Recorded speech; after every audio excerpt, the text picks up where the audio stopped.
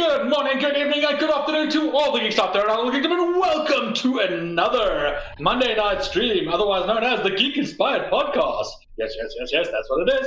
And as you can see, the reason why Tunes is nodding so rigorously is because I actually said it correctly this time. You got the name right 2 weeks in a row. This is a record. The reason a record is so rigorously is because I actually said it this time. But anyway, our special guest today is none other than the funny man himself, Vittorio. To my right. Okay. Don't worry about the reason why everyone's like, it's there. It's there for me. We're off to a great start. On YouTube, it's there. How we do it. It's how we do it. We're strange when we run this thing. But yes, Vittorio, welcome. How are you today? I'm well. It's lovely to not be making the typey noises at my normal job. And so in massive air quotes, normal job.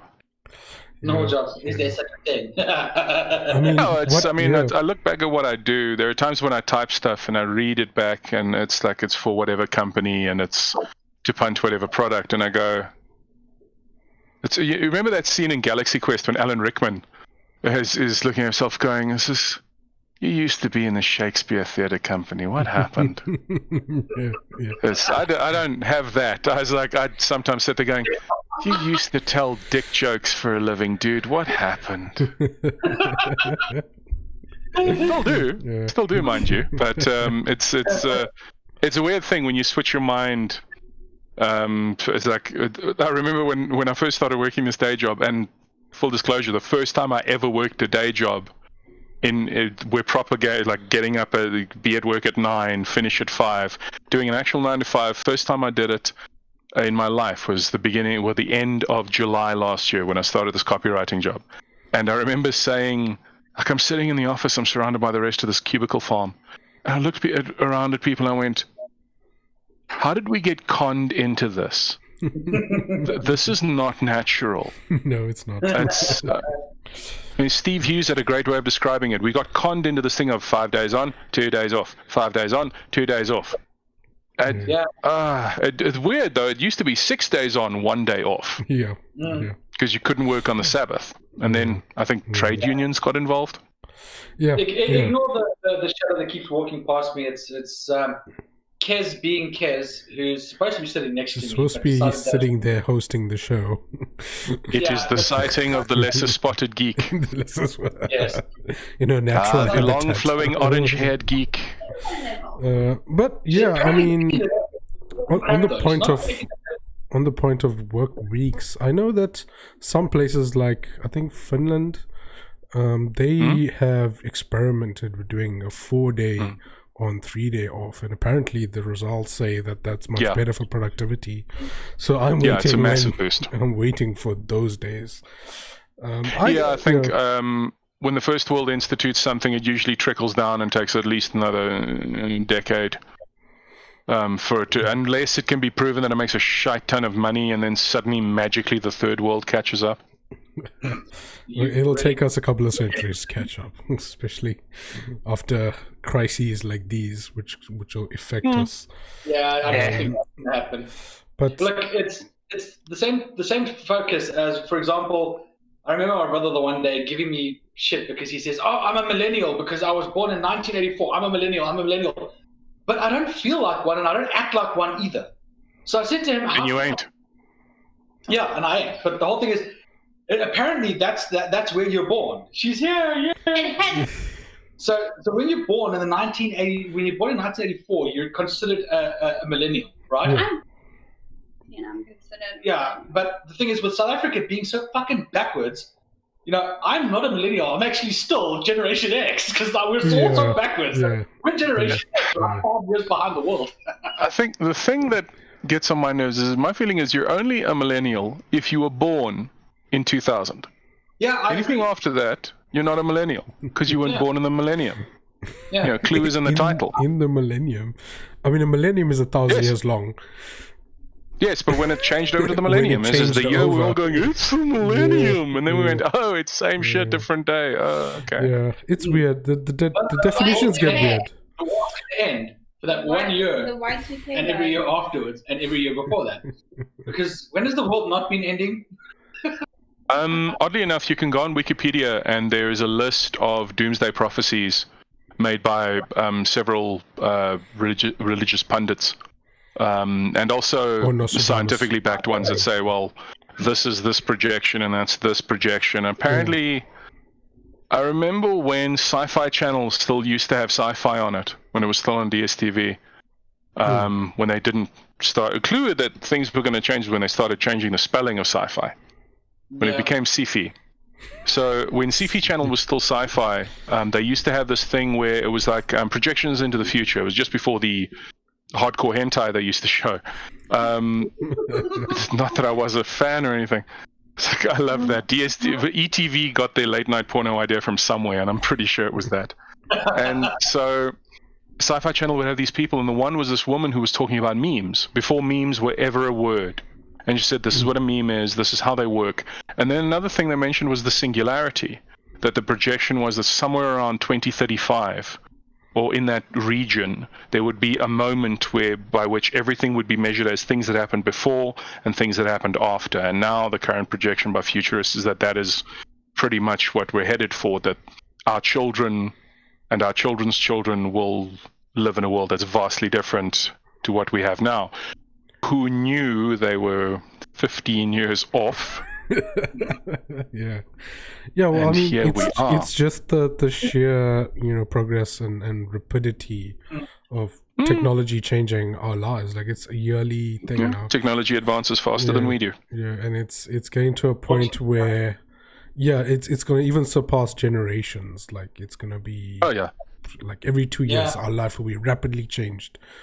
In some way, due to some company getting big or some technology taking over. I was thinking about the other day, I was wondering what's going to replace TikTok. Like, what's going to be the thing that comes after TikTok? TokTik, the reverse. We're content creators, is what we do. Well, I'm hoping it's going to be something like just so that people will struggle pronouncing it. It's like, what do you use? That's the update. Yeah. What is this, TikTok? It might not be even a video thing. It might be an audio thing instead of just video. It'll become very retro, and we'll start listening to LPs again. That's already happened. Yeah. No, I mean in the sense of it'll be every bloody way. Like, it's going to be retro when suddenly iPods become a thing again. Yeah. I doubt that'll happen. A Walkman. Oh, I'll have you know, blast from the past. He said reaching for a thing. This, as far as I know, is one of the last Discman that Sony ever released. I got this just before the MP3, like iPod thing became a thing. I got this for Christmas. This thing plays MP3s, but it has to run off of a disc. And it's got this anti-skip technology in this that I needed when I used to DJ. You can shake this thing and it won't skip. Yeah. All I'm thinking of as a scientist is that why are you holding that fossil so weirdly? You treat it very kindly. I'll never forget you speaking of fossils. I've been digging things up out of my cupboards today. This, how many of you recognize this? Oh my god, dude! Is that one of this? Is that a Palm Pilot? This is an iPac Pocket PC. Oh jeez, Louise. This was released in 2000. This is the 1940 edition, not the year before you being a smart that's the millennial in the room right there. Yeah. I mean, folks, look at this operating system. You've got it on. What? Oh, that was the thing. Yesterday, I literally I found its cable, and the cable is hilarious because it's got a USB cable, but a power cable plugs into that. So that because it has a separate power supply in order to charge and run. It doesn't sync via USB unless you use ActiveSync. ActiveSync doesn't run on Windows 10. If you want to ActiveSync this thing, you have to install Windows XP. Which I haven't done because I don't have nearly that kind of time. But yeah, I plugged it in, charged it, worked immediately. Jeez. No exploding battery. Yeah. That's what we it just works. In biology call a living fossil. Yes. Yes, indeed. It's a really old looking thing. I like old tech. I like old tech. apparently is what I do. The thing is, I also never throw anything away. So I've got an old 3310. I've got an old 5110. Still works. Jeez. I got something much better than that. Okay. If he whips out an 8-track player, I'm going to be annoyed. It's about the same age as that. Yes. Oh. Holy crap. A Sega Genesis. Mega Drive, dude. No, it's a Mega Drive. Mega Drive. Welcome, for those geeks who are just tuning in, welcome to the Antiques Roadshow. I have an original PS1. It was the first console I ever bought for myself. Yeah. Purely so that I could finish Resident Evil 2. I think the oldest thing I got around me is this box of a PSP, not even like the actual PSP. It's the box. Wow, you actually have a PSP. You have a PSP box. I have the box. He's gonna hate me. The oldest thing around me right now is me. I saw it, yes! You! There's the wind up the pitch, and oh! Knocked it out of the park. It's older than me. Maybe the room, but nothing else. not around, not in the near vicinity of because me. the room, this house is about 110 years old or something ridiculous. That would explain the wood paneling. Yeah, the house is old. But I just wondered, is the walls covered? Are the walls covered with wood paneling? That's wood paneling. And you have a fireplace. Yeah, there's a fireplace behind it. It's a gas fireplace. They changed it up for a gas fireplace instead of having it as a normal fireplace. So it no longer runs on coal and stuff like that. Okay, I was just thinking, if you have a wood-burning fireplace and the walls are covered in wood paneling, it's kind of like, what are you doing? Threatening the house into not falling down? You screw up just this much and in you go. Come on, I dare you, fall down! Fall down! During the Second World War, there's the house going, no. Go bomb next door. He steals our milk. Go bomb him.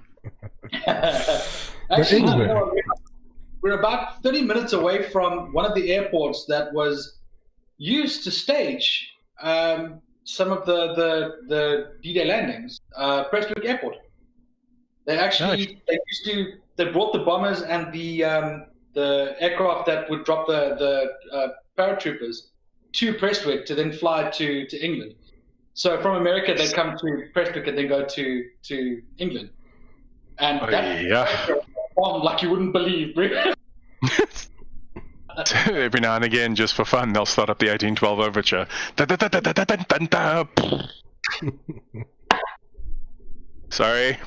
Anyway.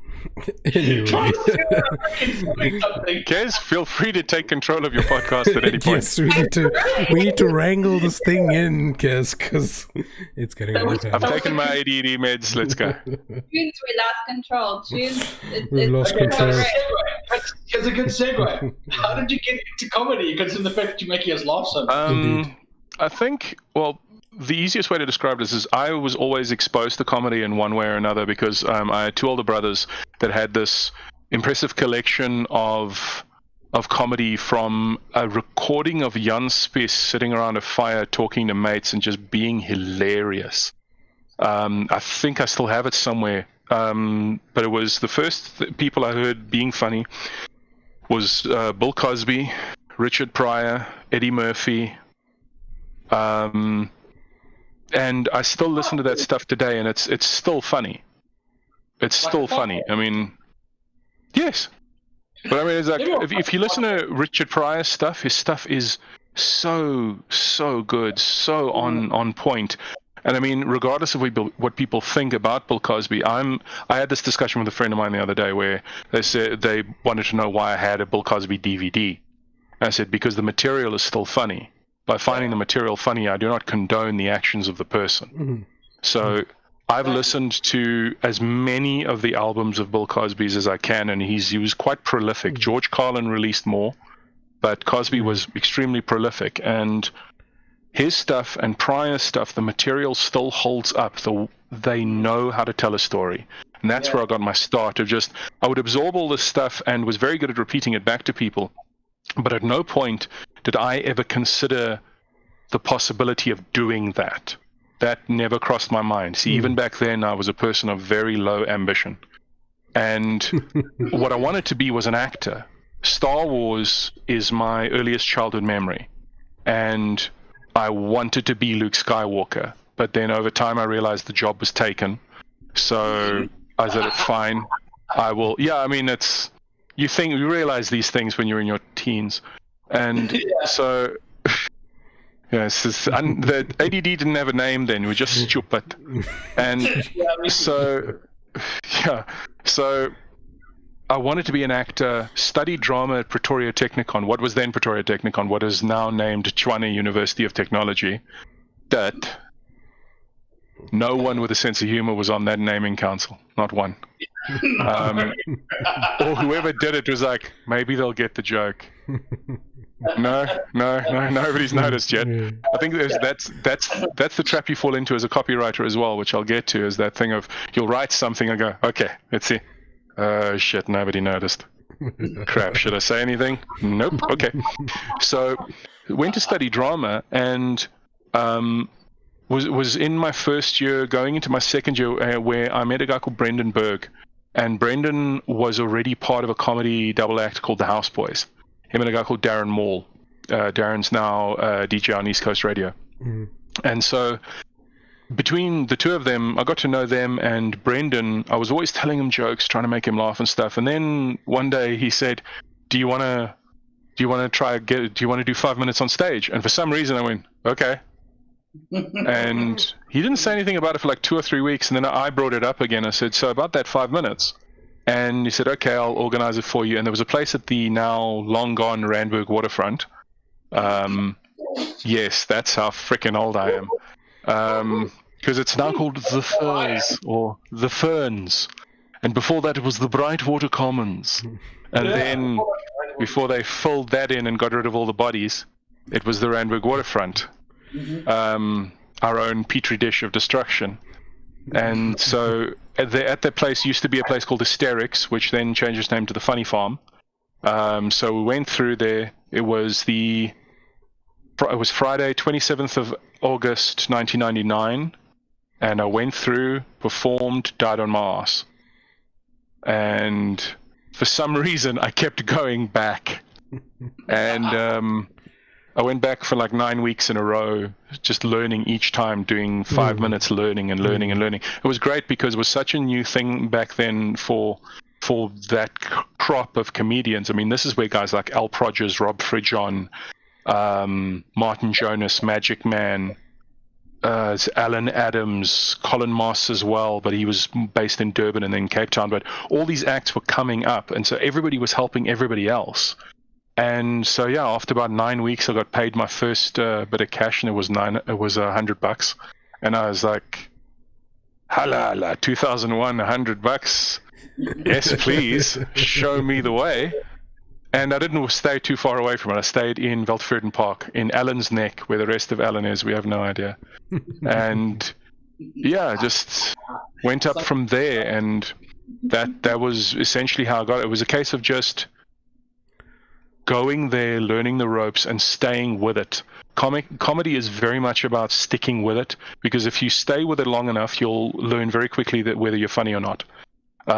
Comedy is very much that system of, if you stay with it, you'll either get funnier or stay cuck.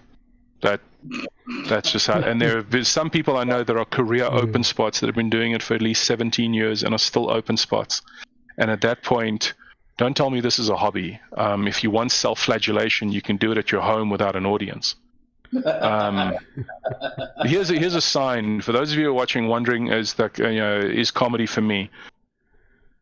If you get to the stage where other comedians hear you're on the bill and they then go, oh shit, no, because they know they have to follow you, that's a sign.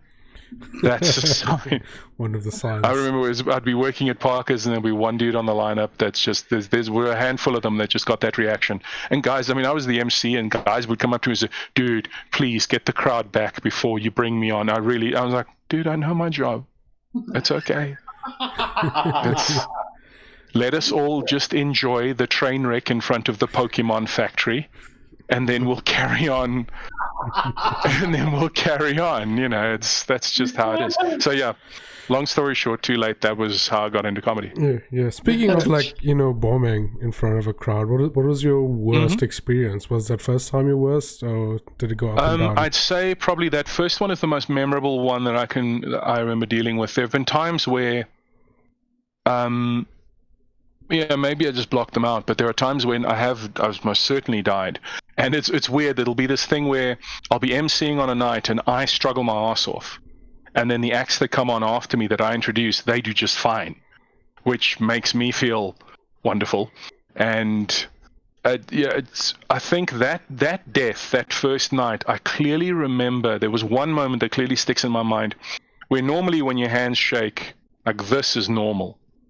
Just from the adrenaline, sometimes more because you're just pumping. But then I remember looking down at my hand and it was doing this. It was shaking that much.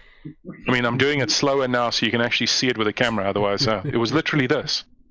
And I did some line about Star Wars or something, and it fitted so perfectly. I was like, holy crap, use the Force, Luke. And that got a laugh.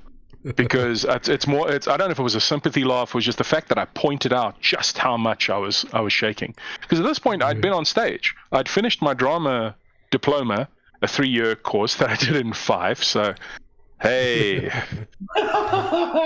At least you finished it. Yes, I finished it because I think my dad would have actually beaten me, or just thrown me off of something high. My parents were remarkably forgiving of me, and I mean, I would have kicked my ass. I've said this over and over again. I hear stories from my family about some of the crap I did when I was young, and I mean, the studying thing was another example. I would have kicked my ass. I was like, you time-wasting, procrastination, pushing, get off your ass, you lazy prick. And sorry.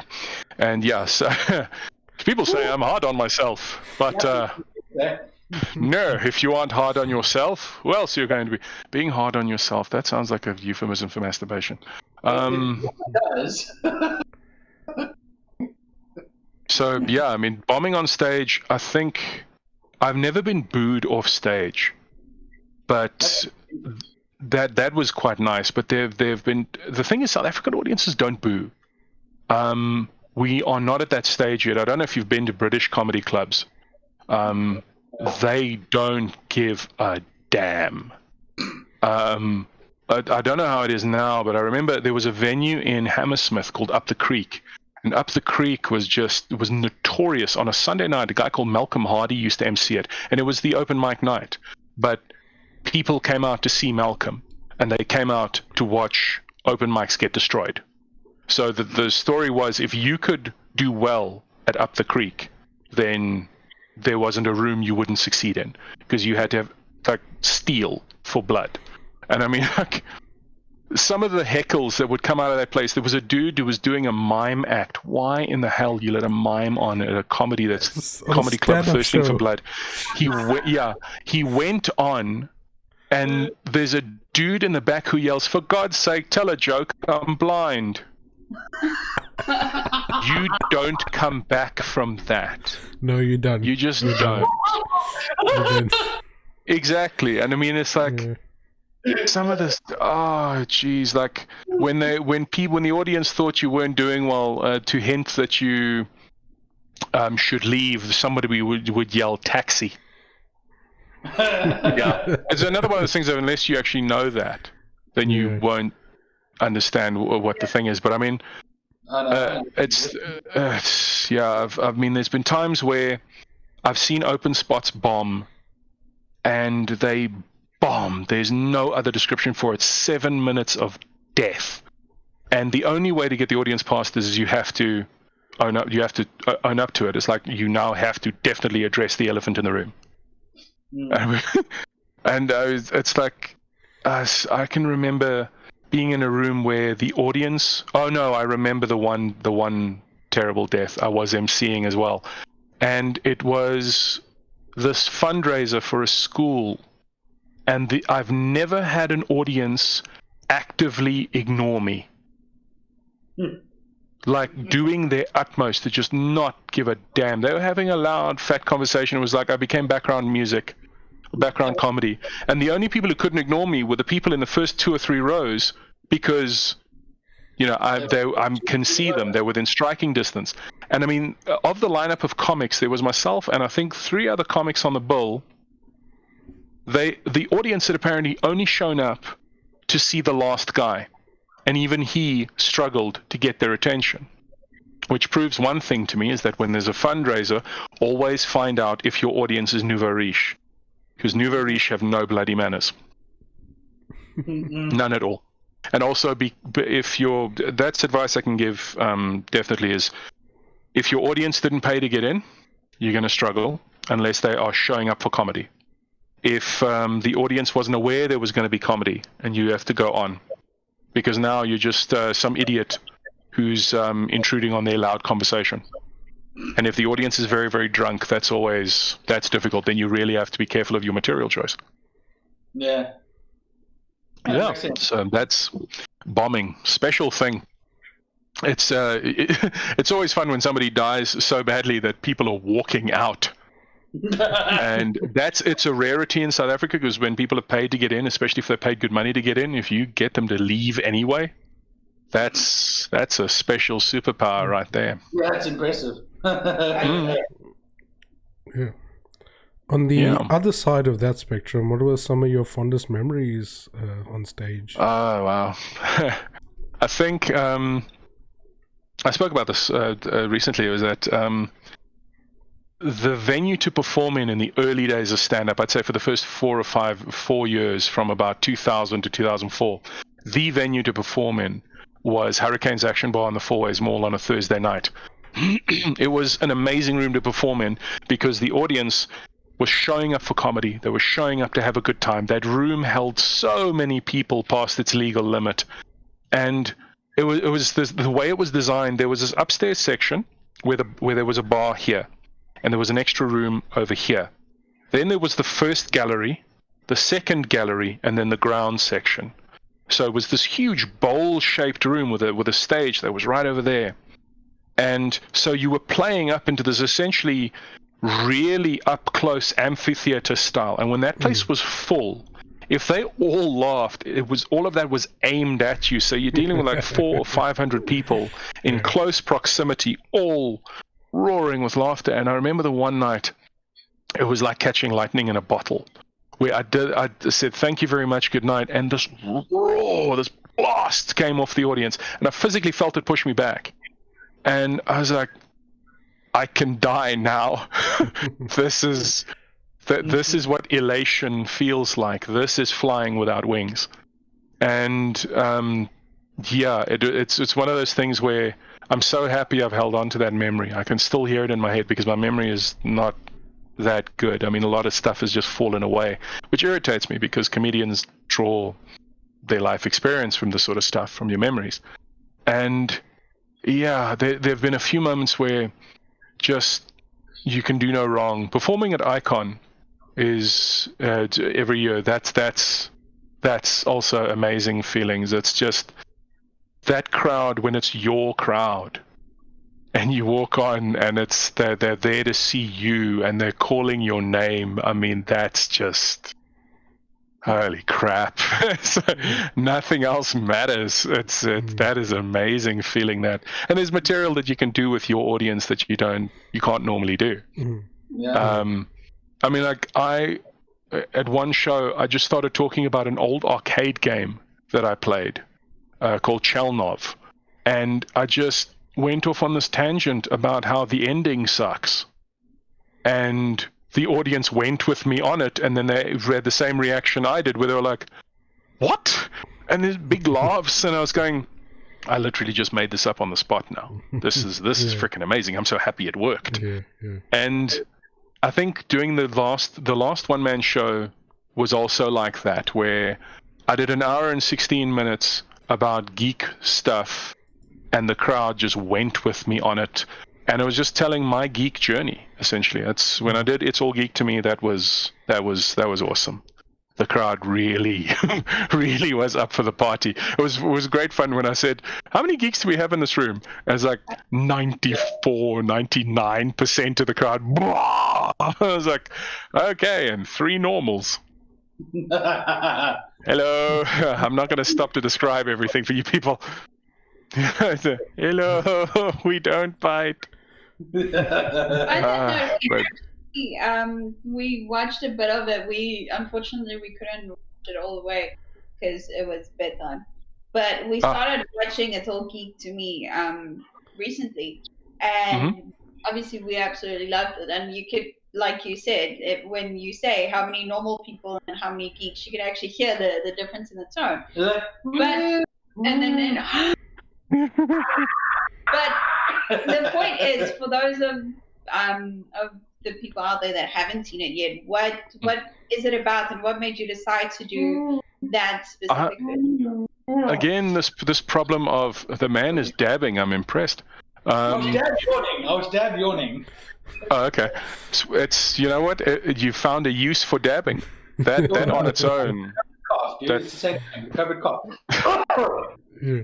See, it's 2 uses in one night. It's that Nobel Prize immediately for that. Lower the curve. Lower the curve.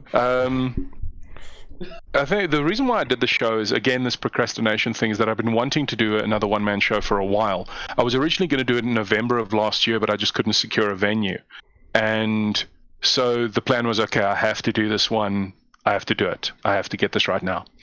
And so I put the thing together, collected together the geek material that I like the most, that I've been doing over the years, that just made it into some sort of cognitive sense, and then just adding stuff and putting it all together. So basically it's my journey from when I first, becoming a geek and not knowing what a geek is. The term didn't exist. I didn't know what it is. Well, I think at least it still had a rather derogatory term.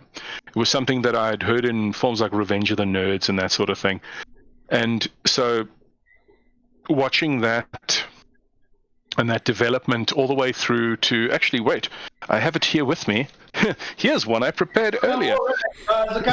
Exhibition A. Let's see. This is the actual sheet, the cheat sheet that I took on stage with me.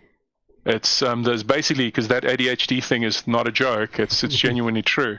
And I wanted to make sure I got it right. So subjects I covered with things like Star Wars, why I did this show, watching a lot of TV, because when I was a kid I watched an insane amount of TV.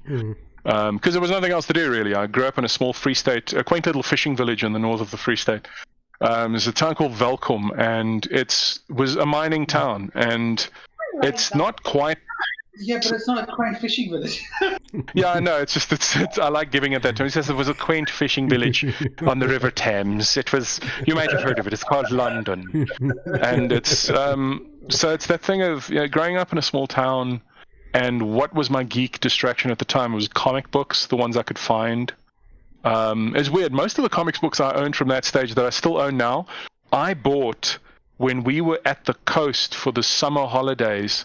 And there was a corner cafe that had that rotating rack of comic books. Yeah. And I chose all these, like, what were essentially first editions, like Batman's Secret Origins of the Villains. And there were a bunch of ones that I got, and I still have them. And so those comic books, and growing up with Star Wars, and I'm always very thankful to my 2 older brothers, because it's because of them that I have this love of geek stuff.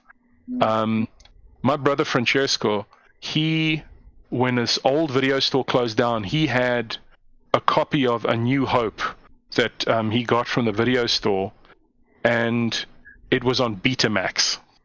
Jeez, okay? Yeah, and what I love about it is that the case that it comes in, this is how big the tape box is. Okay, it looks like a hardback book. For this rinky-dinky thing. Betamax is only used in like the television industry still. Yeah. That's the one place where you'll find a Betamax player. But I mean, so the television and what that was like when I was growing up, and they used to dub everything into Afrikaans. I don't know if I'm guessing at least one of you will be old enough to remember that. Yes, I remember. Okay, so for those of you who don't speak spy, what the part here, other than obviously Vittorio's older than me, but out of the three of us, out of the three podcast hosts, I am the oldest, which makes me definitely knowing what is actually going on when he talks about that. Carry on. Okay, so you are Deckard Cain. Yes, I am Deckard Cain, correct. Stay a while and listen. So watch it. SABC TV back in the 80s, they had this really remarkable idea. They would buy shows from overseas and then dub them into Afrikaans just to make us think, wow, we're producing all these amazing shows. And what they would do is they then give themselves away by broadcasting the English soundtrack at the same time on Radio 2000. So you would tune in Radio 2000 to listen to the simulcast, the simultaneous broadcast, which I only worked out a year ago when I was listening to simultaneous. Sound it out, Vic. And because it's just one of those words I accept. Oh, simulcast. It's the same as when someone has a good cry, they are weeping. Although the word weep is remarkably funny sounding. What happened? Did you weep? And now every Jane Austen film you're subjected to will always be funny. This is when she's openly weeping. This is, well, I was wondering what the smell was. And so, yeah, I would watch like things like Remington Steele with a remarkably young Pierce Brosnan. This is way before any of the other stuff that he did. I mean, it's before he fell down that wormhole that was Mamma Mia. And it's... he's got some. How do you play James Bond and then do that? So for the money. So you got some explaining to do. So it was watching all these different shows, and then from there, getting into computers. I mean, I only bought my first computer. Let me get this more accurately. I managed to scrape together enough cash to get my first computer in 2000, March of 2000. That's when the rest of the time I was happy to sit at my mate's house or whatever and watch them play and just check out what they did. I mean, I'm happy to watch people play games because I was always more interested in the storylines. So, yeah, and then from there the internet finally arrived and it was slow as ass. I mean, when the internet used to scream. Because, I mean, there was a 56K modem.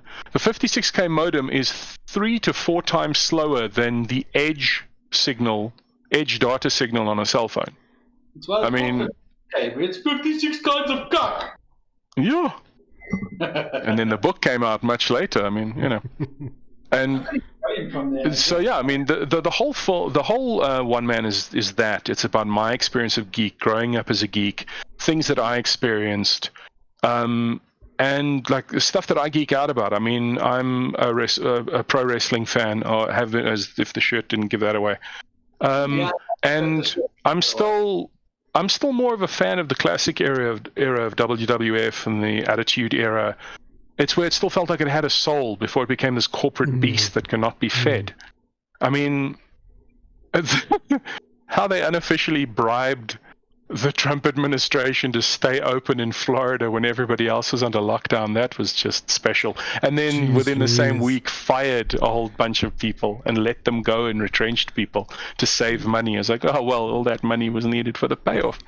But yeah, I think my favorite, like one of the points that I spoke about in the show was I got diagnosed with ADHD 2 years ago.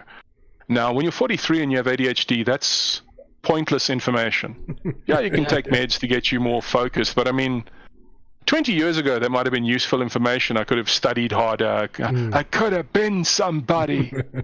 But it's, I mean, I say it in the show, is that when you find out you have ADHD, all you can do at 41 is find your old high school teachers that are still alive and say, it's not you, it's me. And then just movies that had a massive impact on me. Music has always had a massive impact on me, and all these different things. So the core thing for me with being a geek was always it was television, film, music, some video games. But I mean, I spent most of my early gaming experiences were in the games arcades, where you used to be charged 20 cents for a game, and now it's 2 rand, 5 rand sometimes.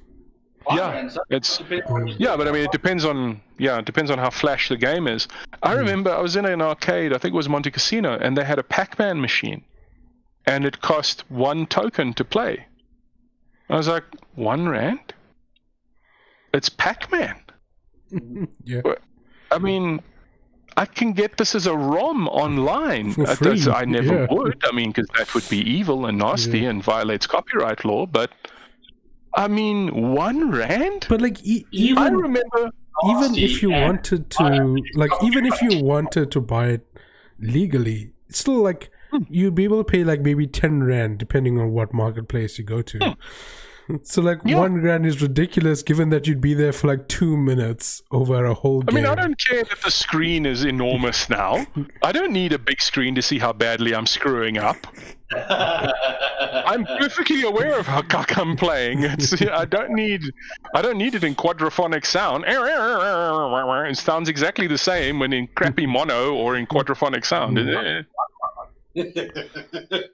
loved it. I only got that today, by the way. What? I was busy pissing her off the other night, going waka waka waka waka waka waka, and walking off there. And she's like, "What are you doing?" I'm like, "I'm being Pac-Man." She didn't get it until she watched Futurama today. What? It didn't sound like Pac-Man sound. That's Waka waka. Waka waka. Oh, I see. Oh no, I understand that. I've had that issue before where somebody will do something that they say is from something. And then if it's not exactly the right thing, that's a geek thing, though. There you go. It's not exactly the thing, so it can't be right. It's our version of the you have to get it from this region of France, otherwise it's not. Oh yes, yes. But if it's not the exact 8-bit sound, then it is only pseudo geek vintage. Pseudo Pac-Man. Chateau de Snooty. My favorite is the sheer number of knockoffs of arcade games that exist, the bootleg ones, and where they just went, you know what, we're just going to change the color. Nobody will notice. It's like, were drugs involved in that decision? I mean, that's the same thing as... What was your favorite arcade game? Favorite arcade games? Pac-Man I was useless at. Of the classic ones that I remember, I liked Rygar, even though I was useless at it. I just liked the idea, a man who was more lethal with a shield than I could ever be with a sword. I love the irony. I didn't know what irony was back then, but it just amuses the hell out of me. Yeah, I mean, the fact that he was essentially proto-Captain America and I didn't know. Except he had the sense to attach a chain to his shield just in case it flew off, and it's like, oh, sorry, pardon me, Winter Soldier, I have to just go. This never happens at home. Okay, let's box. So Rygar was cool. I liked elevator action, just because, it just made me laugh. Just the idea of, here's this building, and there's the top of the building, and you see this grappling hook shoot in from off screen. It goes, and the guy like sort of zip lines in. And then the rest of the film is him gunning down everybody who works in this building, all of the enemy spies, and stealing crap. So essentially, he's a thief. He's a government thief. You know, they're called operatives. And he steals all the shit, and then his car is waiting in the basement. And it's a really crappy, like Renault 4 is what it looks like. And it just... And there were 5 levels, and that was it. And then they made a second elevator action game that had this anime theme to it. Well, a Japanimation style feel to it. And the game was purposefully designed that you could never finish it. The creators of the game admitted to this years later that I think it's a Japanese thing where apparently I stand corrected, but they said something about, oh no, it was designed to teach people about failure. I was like, dude, I'm pumping my allowance into a machine that gives nothing back to me except a momentary thrill of conquest. I think I'm already learning about failure. We knew. So I mean, my favorite arcade games. There were a bunch of them. There was that Star Wars game that came out where it had the joystick that stuck out of it, where you could actually do a lightsaber battle. Do you guys remember that one? What? That one was freaking awesome. I've never seen because that. It would show you the screen directions that you had to swipe in order to defend and to attack and that. And if you managed to get through all the 3 missions, there was an additional section of another space battle that I never knew existed until I did a review on the game years later. And I was just like, why do you hide these things from me? Why? It's like, I love that. I remember finding a thing on YouTube is like secret Easter eggs and endings in games that people only found like decades later. And I was like, after 5 years, and no one's found it. Quit being a dick and release that information, because that will create more interest in your game and boost sales. I mean, because I walk into arcades now and I don't really recognize half the games. And the ones that I do, I mean, House of the Dead is always hilarious. It taught me that apparently you can mow down more zombies by holding the gun over here and just doing this with the trigger and then occasionally reloading like this. I'm going, where are they carrying all these sodding bullets? You would need a small truck to carry all these bullets, and then you could just drive the truck over everyone. I love that. And throwing ammo at them. just doing the Rambo things. And let him think he's hitting stuff. We'll just fucking launch mortars and things. But yeah, I mean, arcades, I think, made a small university fund out of me, or rather my parents, let's be honest. And yeah, it's just favorite arcade games. Yeah, that's a long list. A lot of it is the retro stuff. And what have you been playing like recently? Recently, I just finished Rise of the Tomb Raider, or as I like to call it, that son of a bitching game. The number of times that, after the 4th time that you don't grab the right platform and Lara falls into this abysmal pit, and I was just going, I think I'm just going to leave you there. Because clearly I will do less harm to you than if I take control here. How about you just do what you do, because clearly you know what you're doing, and I'll pay for all of the weapons so that you have them, and then you decide, because clearly I have there's times when I wanted to apologize to Lara, because it's like, I'm sorry, I should have known better, I shouldn't have done that. But I mean, what does irritate me about the game is the pointless fetch quest. It's my pet peeve in all the games. It's like, all the games. Okay, so you're trying to find... Sorry? Death Stranding must have killed you. Oh no, my machine is not powerful enough to play such things, good sir. It is so... I am but a mere serf. I do not have 25,000 rand to upgrade a PC to the level where I could play such things. And I'm sure as hell not going to buy a PS4. Or an Xbox then.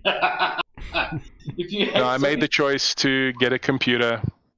And that's the last console I got was a PS3, and that's because somebody gave it to me. And I use it for a DVD player and to surf Netflix. So, no. Still getting used out of it. Yeah, no, definitely. I mean, my favorite thing was annoying fetch quests. The thing that got on my nerves is the thing of, so you're after the divine source, a thing that can grant immortality and a blah blah, and there's Trinity that's trying to get it and all this. But while we're here in this village, Lara, could you take these 5 pumpkin gourds and throw them in a barrel up there for no sodding reason other than XP? I mean, the other people in this village who have just survived an attack by Trinity and have been mowed down by attack helicopters and renter mercenaries. What the hell is she doing? Is she throwing our pumpkin crop into a fucking barrel? Why is this trollop here? Can we please punish her? And so now I've decided, look, what I did was I opened up Steam and I said, okay, what in your Steam library haven't you played? My God, that's a long list. Let's start at the top. So now I'm playing Alan Wake, or as I like to call it, Ode to Stephen King. Because, I mean, I'm looking at the opening is a really hard sell on Stephen King. It's like they're wearing their heart on their sleeve and their spleen as well. And, it's fun and all, but I mean, full disclosure, when I play games, if I play single-player games. I never play multiplayer. I do not play well with other people. I find that multiplayer is a violation of the rules of Geek. You're a solitary person until you find someone that your bits match their bits and your crazy is on the same wavelength, and then you decide to be crazy together. Then the two of you can play together in many ways. But yeah, I don't play multiplayer. I play single-player games, and when I do, if I can, I will use cheat codes and game trainers. Why? Because I do not have time to faff about. I want to finish the damn thing because I'm interested in the storyline. Yeah. And when I felt, after playing Rise of the Tomb Raider, I felt genuinely offended when I'm playing Alan Wake and there's stuff that you have to collect. It doesn't do anything. It's just an achievement. And I was like... Don't play medieval, whatever you do. Oh, yeah, no, I remember that. It was like, let me get this right. I have to collect 100 coffee thermoses for this achievement. 100. Why do you need First of all, thermoses? what forgetful coffeeholic is wandering, what ADHD infected coffeeholic is wandering around Nightmare Town, leaving these coffee pots just lying around? Well, I know I'm forgetful, so I'll just leave a ton of them lying around, and then I'll always be able to find coffee somewhere. And then there's you have to find the manuscript pages, which I find interesting because a lot of it warns you as to what's going to kill you later on, which I find an interesting storytelling mechanic. It's like, listen, we don't want you to be too surprised. So if you're a little bit curious and you dig around, you'll find these pages that completely spoil whatever monster's about to jump scare you. So halala. But, I mean, Alan Wake's amusing. I do love the fact that a flare gun becomes a grenade launcher. If you manage to shoot one of the nasties, what are they called? The Taken. So it's just an army of shadowy Liam Neesons. And you take the flare gun, and they come and you shoot them, and they freaking explode. I'm going, if I was Alan Wake, I'd look at the flare gun and go,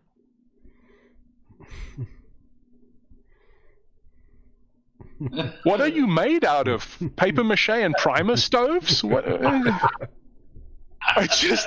And it's not like they freaking Team Rocket blasting like, and they shoot up in the air. I'm going, did I just send a hunter to Mars? What the hell is in this thing? But yeah, look, I find it interesting. I mean, it took me a while to get into it story-wise because there's moments where you just keep rolling your eyes. But I find that if you don't know Stephen King, you'll enjoy the game more. I think the Alan Wake game is probably a nice introduction to the works of Stephen King. But yeah, it's a lot like the Han Solo movie. The less you know about Star Wars, the more enjoyable you'll find it. Kind of like the last 3 movies that Disney has made. Yes, next question, Kez. The storylines of games and things like that. Do you still do script writing? Yeah, when I can, when it comes along. The last show I was working on was a celebrity gossip show called The Real Gorboza on SABC1. Dude, did you lose feeling in your arm, or are you pretending to be one of those toy cranes in the arcades that never gives you anything? Well, I'm trying to grab a hand, but it's not coming up. Responsive. Wait, I think I got it. No. Wait, there it is. I got the hand. So when you grab the hand and it does not wish to come with you, you have a hand of your own, you know. Well, I've heard tell you have 2. Sorry, I try not to do an approximation of the Bane voice. I love the Bane voice. Yeah. I'm sorry, but South Park stole that, ruined it for me, though. Darkness is your friend. You should not have slept with my wives, Mr. UPS man. To this day, dude, whenever I see Bane, that's all I can think of. You should not have slept with our wives. Or when we see UPS man. Which we see a lot, yes. So, you see, it's like, you should not have slept with our wives, Mr. UPS man. Yeah, it's one of those weird freaking experiences where a popular icon will be tweaked somehow, and then that's all you remember. Like, a funny version of a song, and then whenever the actual song plays, after all, you don't recognize the actual song because you only know the version you were taught. Yeah, like without fail. My Mr. This here attic and maybe yes. When you actually hear American Pie, you'll be like, "What the hell is this? Is that a rip-off? It's not even funny." Yeah. Exactly. Yeah. I mean, yeah. But yes, so script writing is whenever it comes along. Just before, funny thing, just before the lockdown hit, I was in the process of auditioning to be the script writer for a travel show. Well, it's not really a travel show. It's basically about clean living and whatnot. Yeah, ironic that I'd be writing this.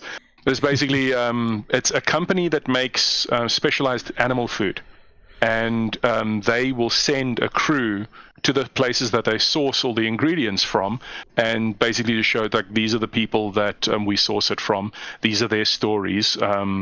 And whatever. And so it would be these 5-minute or 3-minute clips on YouTube, and they do a season, and I was going to audition to do that. And I mean, script writing goes pretty much in any direction. I think writing on sitcom was still some of my favorite things to do. It was about 2 years ago I wrote on the last sitcom I did. And it's weird how you can get into a rhythm for writing sitcom. I mean, when I was never a fan of watching Friends all that much, especially, it's weird, the older you get, there are certain seasons I think that resonate with you. I can't watch the first seasons of Friends because I find them remarkably insipid, the characters I mean. And I forget I used to be like that to a degree. Oh! Did you just injure your man? She sat on my leg, my wallet's there, and, well, let's just say the wallet dug into my thigh. Ow. This euphemism brought to you by... the internet. Yes. So, yes. So, then, like, when I needed to get into the right mindset to watch sitcom, I would watch some stuff from The Cosby Show. I would watch Friends, because it puts you in the right rhythm for how it works. Watching The Simpsons will put you into a very specific mindset for creating a excellent type of humor up until about season 7. The way that they used to chain together all these gags that were just bang, bang, bang, bang. And I mean, it's a minute or something where there's 6 gags just bang, bang after each other, all building up to this big punchline. And I just sit there going, wow. I mean, I appreciate it more now because it's part of the craft. And I'll watch that and go, whoa, these people are good. So I mean, if you want to do script writing, then learn from your favorite shows is the advice that I can give there. Things that are definitely good, that you know are good, that even the critics agree with you, and your general consensus. That's an easy way to figure out, okay, so this is how I'm going to write. And then getting the sample scripts, that was interesting. I mean, I got many years ago, it was about 1997, I got a hold of a first draft of the original Crow script. And there were characters in it that were removed. There's a character called the Skull Cowboy. The Skull Cowboy works in conjunction with the Crow. And he makes a brief appearance, I think, in the TV series that was done. But Skull Cowboy is one of those characters that I was like, I was looking at the stuff that he says. I mean, when you read the actual graphic of the Crow, that's also, there are some comic books that are also incredibly well scripted and incredibly well storyboarded. And you just go, whoever did this is a genius. Like, you can see that they either write in a different field as well, or they have a specific artistic style. It was like Warren Ellis and Garth Ennis. The two of them are like the yin yang for me, because I think it's Warren Ellis. I think it's I'm probably getting the name wrong. Garth Ennis. Ennis is I think the slightly more jolly one, and Ellis is extremely. To give you an idea, it's like the Crossed. The Crossed works because the two of them sort of work well. I'm sorry, my ADHD is now all over the place. I now have to Google this. Give me a second. Yes, I'm actually Googling something on live TV. You get to watch Vittorio Google things. Damn Skippy, because I'd rather be right than faff about in the shadows. Okay, so Garth Ennis wrote The Crossed. him and Yasin Burrows. It's dark as all hell. And then on the other side of it, you've got Warren Ellis.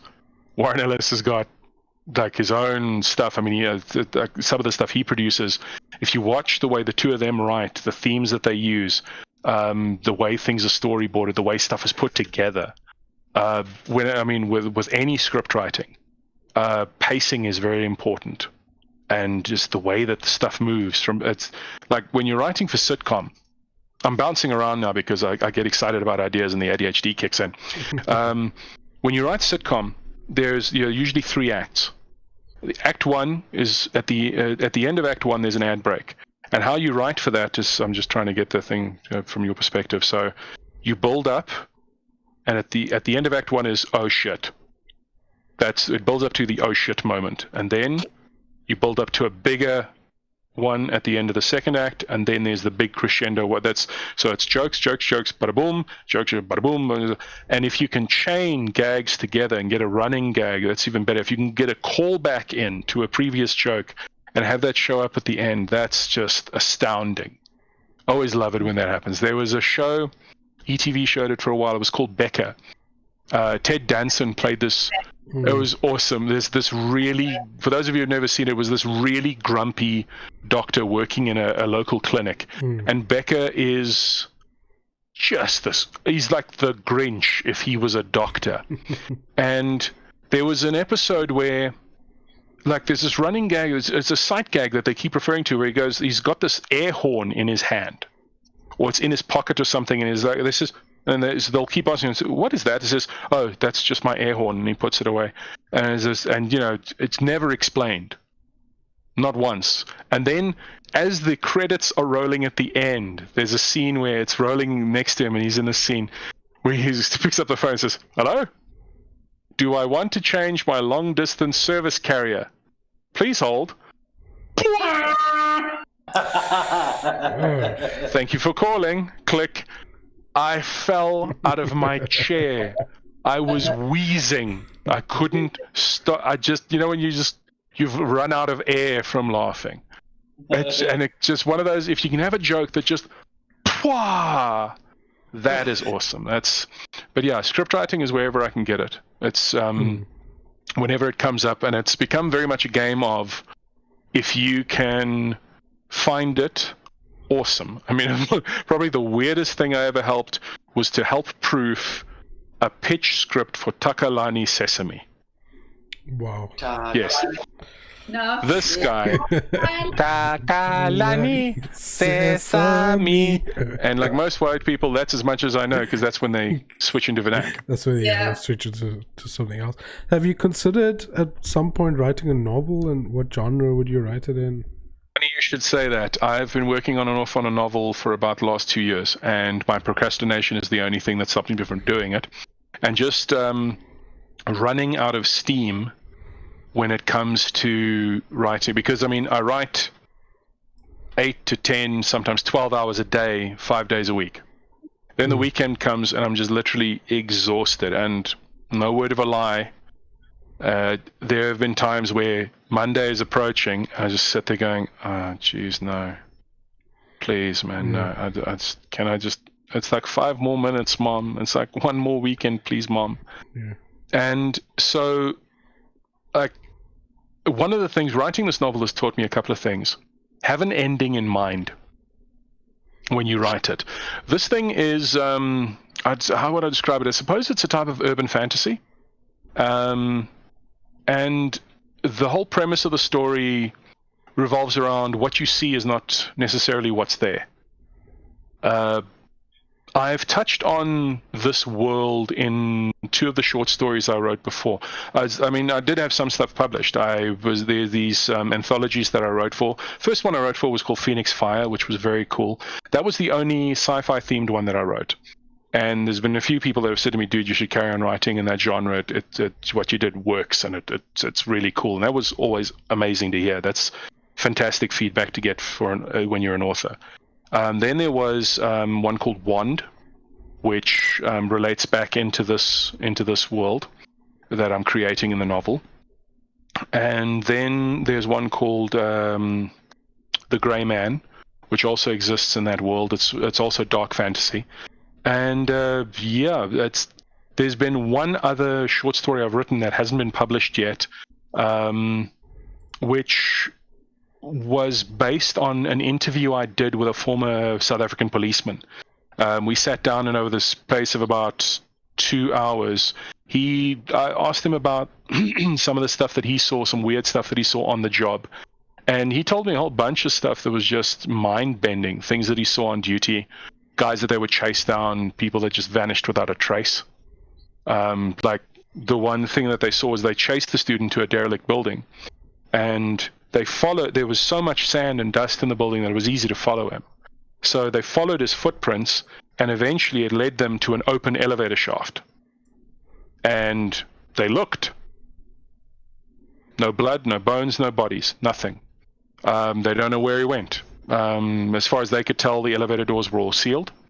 And yeah, some of the stuff that he told me about, like there's places in the CBD that in Johannesburg that were considered not off limits to the police, but if you were going to go in there, you had to go in at full platoon strength. And you had to go in full unit gear, machine guns, helmet, body armor, the whole shoobangy. And the nickname that he gave that place, he said, is called Dark City, because it's a section of the CBD where all those buildings don't have power running into them. They're all abandoned, derelict buildings, no power going into them. It's pitch black, and if you have to chase a suspect in there, keep your wits about you. Go in at platoon strength. Everybody carries those ridiculously bright flashlights, which actually it's this one. This was his. He gave it to me before he left. No longer lives in South Africa. So it's one of those tack lights where switches it on stupidly bright. If you leave it on for 15 minutes, that's your battery. So it becomes your very own survival horror. And yeah, I definitely would like to finish writing this story.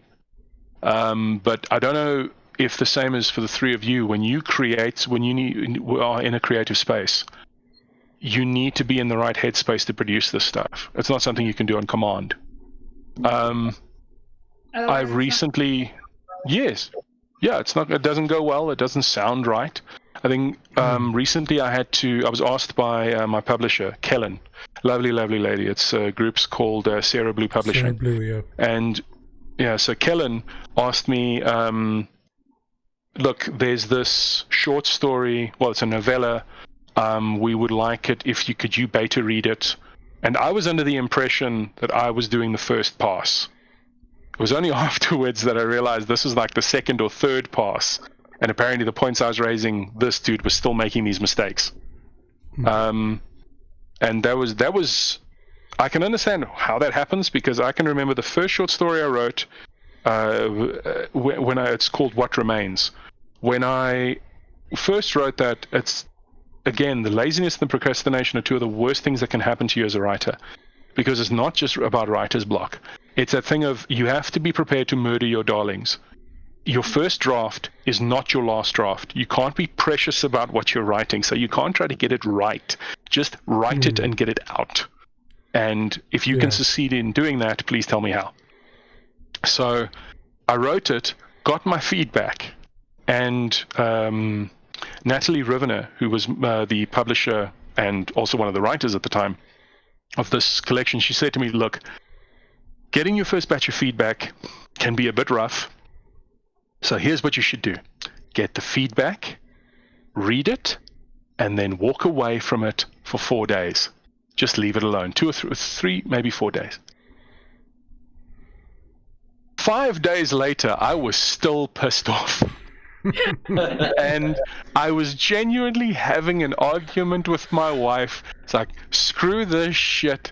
I don't want to do this. And it was a battle with my lazy and dealing with the fact that I'd been lazy in my writing. And she said, do you honestly not want to do this anymore? I said, no. I said, then don't. And then Catholic guilt took over and said, get your ass back in there, finish your freaking story, fat boy. And so I went in and I did what I was supposed to, and the story came out beautifully. It's still one of my favorite stories I've ever written, if not the favorite. And if you've ever produced anything that's even got a touch of personal stuff in it, it's weird how quickly it starts to become like therapy. Like personal issues that I had showed up in that story big time. And I just remember sitting there going, well, it's cheaper than a therapist, I guess. So yes, hopefully at some point, I mean, this is how my laziness works. I will finish the story and go, finally it's done and it's published. And then the sense of dread comes over me and says, oh, geez, I have to do it again, don't I? Yeah, yeah. And that's why you have to love what you do.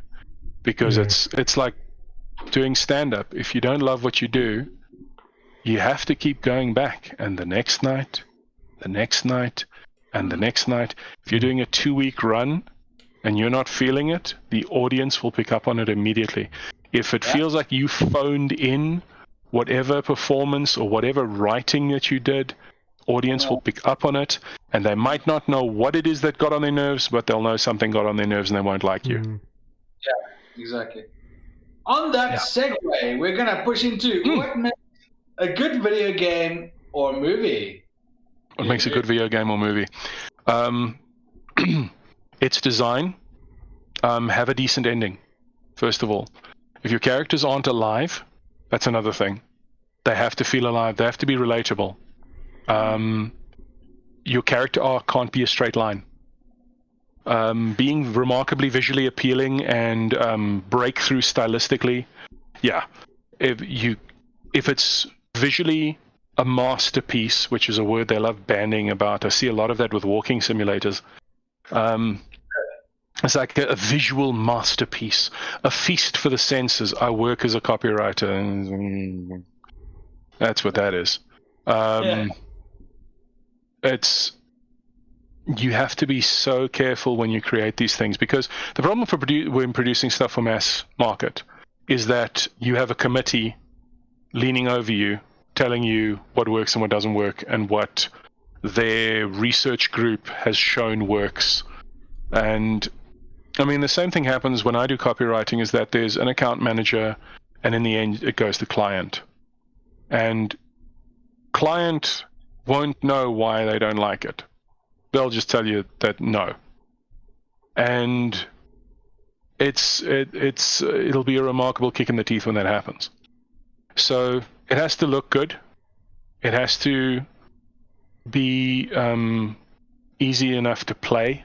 Easy enough in the sense of the controls need to be spaced out in such a way that, you know, if the action key, the jump key, and the dodge key, or whatever, if you're doing this, if you're playing with a keyboard and a mouse, if there are specific places where the crouch, the jump, the dodge, and the run keys and that, if there are specific places where those go, fine, those can be standardized. Don't start coming up with freaking key combinations that are just stupid. So, okay, so if you hold these two buttons together and then sacrifice a goat, and if the moon is in the right position, then the character will do a backflip. No. Yeah. That crap went out with the freaking button combinations on Mortal Kombat. I mean, I remember, look, don't get me wrong, I've got a great respect for that franchise. I played it when the first one came out and the second one came out. But I still clearly remember when they broke up the finishing move for Sub-Zero into 2 parts. I was like, what? Why? I mean, there was a time when literally to do a move for Kano, I think it was Kano, you literally, I think you just did this, you rotated the control stick really fast and he would do that spin through the air. That was it. That was it.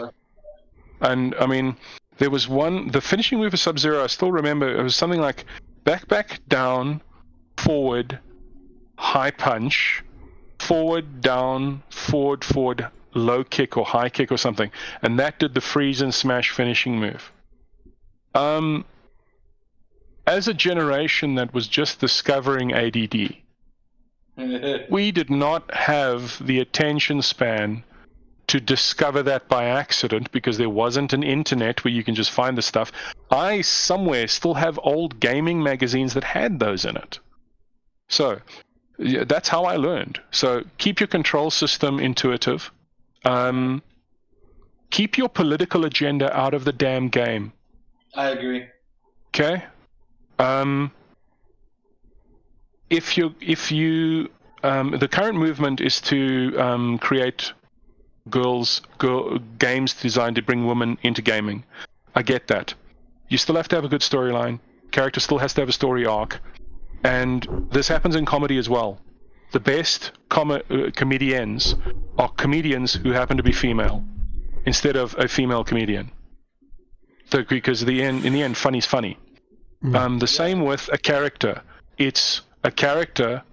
It doesn't matter that they're female.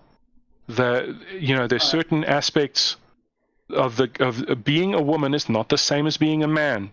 So the way a character that is female is written is not the same as the way a male is written. In the novel that I'm working on, there was a scene where there's a 14-year-old girl that's in it. Now, because my wife teaches that age group and many others, I wrote this and I said, does this sound genuine to the way that this type of kid would react?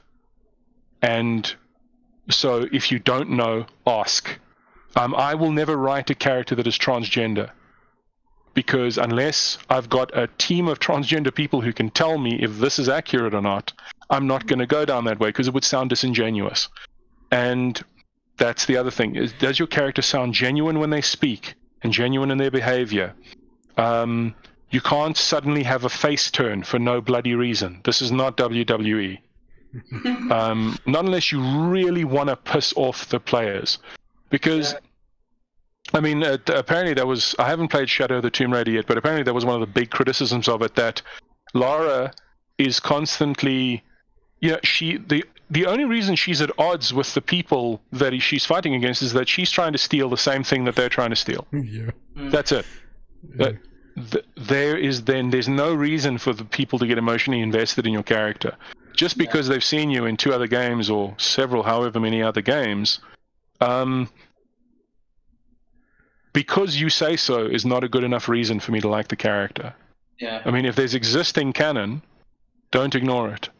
If you're going to use the canon, don't cherry pick from it when it's convenient for you, and then ignore other stuff, because then immediately it raises red flags. It happened with the Last Predator movie, one of the many problems with the Last Predator movie, where the fact that 2 of the soldiers are gay became this massive thing they do in the story, and then they snap it away in the space of 15 minutes. Like, it was hugely done in the film, and then it's just they literally toss these plot lines away.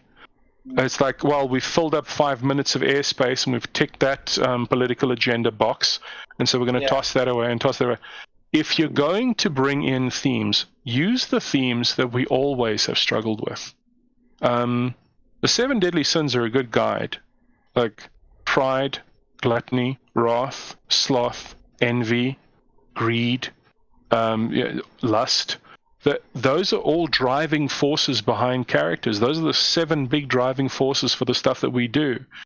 You can have someone who is really good and who experiences a fall but manages to bring themselves back and at least redeem themselves somewhat. That happens in LA Noire. The writing in LA Noire is incredible.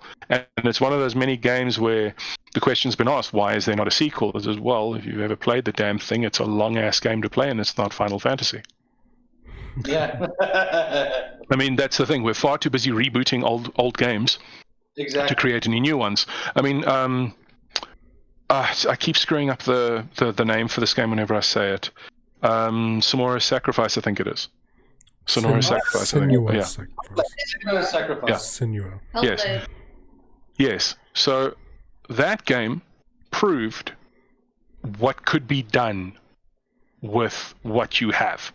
I mean, it is one of those games where it takes stuff like depression and suicide, and it's not a set piece. The character felt alive. That is what you're aiming for. I mean, granted, yes. I mean, Bulletstorm, you're not going to get Tolstoy out of this, but it still has to be a fun game. And I would love to see a storyline where there's a female protagonist or a female co-starring character where her only character trait is spunky. I'd love to see that stop. It's like, dude, just having an attitude doesn't dictate a character's structure. That just, after a while, makes you annoying. If you're gonna have the cool one-liners and stuff, okay, great, that's your character. But understand then the comic relief gets killed. That's just how it is. I would love to see that. So with films, with TV, with video games, I would love to see people creating games again because they love doing it. Yeah. And not we're trying to become bazillionaires by the time we're 40, or by the time we're 30. I mean, Boot Fighter, it isn't a deep game, but it's fun. It's a silly ass game and it's fun. It's like, yes. But like Final Fantasy, you look at the remake and look at the old game. I harp about this all the time because I can't stand the fact that Square Enix are greedy little turds. But look at Final Fantasy VII when it originally came out. The characters like Tifa, she was a spunky character. That's it. She was that spunky character that would like always try and cheer Cloud up and make him happy. And then you had Yuffie, which is pretty much the same thing, but just like more spunky. But those are the good old characters, and that's what you look for that's what I look for when I play games. It's characters that just like either are as stoic as Cloud is, or as spunky as Tifa and Yuffie. That just make you smile for no reason. The thing is also, I like that character. Yeah, because that's the thing, though, is that what they're doing now is, and it is the way that writing is moving, is that we are slowly growing up. It's that we're bringing more adult themes into games. But in the end, I think at some point, when we're trying to make an epic story with a more adult storyline, we have to still remember that the guy's hair is 3 foot high and he's carrying a sword that weighs more than my house. At some point, your bullshit alarm has to go off and go, guys, we're not really in the real world here, are we? Yes. Because if those rinky-dinky arms can raise that freaking sword, this dude can bench press a bulldozer. Basically. Strong man. Yeah, for cardio, not even for... Yeah. Yeah, I mean, it's so that's what I would like to see. I mean, with... it's... At the end of Rise of the Tomb Raider, I knew what was going to happen with the end scene. Because they had already lifted the entire storyline of Indiana Jones and the Last Crusade. Okay, no worries. He's going to go yell at the kids who are playing Final Fantasy, the new one. So she's going to get off my lawn. It's me. My wife says that's going to be me. I'm going to be one of those, get off my lawn. So the ending of the game came, and I was like, okay. So I just finished this long ass game, and it's basically the middle film. And I knew that was what was going to happen, and like an idiot, I ran straight into it. It was the middle film, and it's not Empire Strikes Back, the middle film. It's the second Matrix movie, the middle film, which is now going to be just the second film because there's now going to be another one. It's that where the ending doesn't feel satisfying, where there are ways to make the middle film feel like it's an ending anyway, like it's reached this moment of achievement. I mean, the main MacGuffin that's in Rise of the Tomb Raider, it gets maybe a minute of screen time, if that.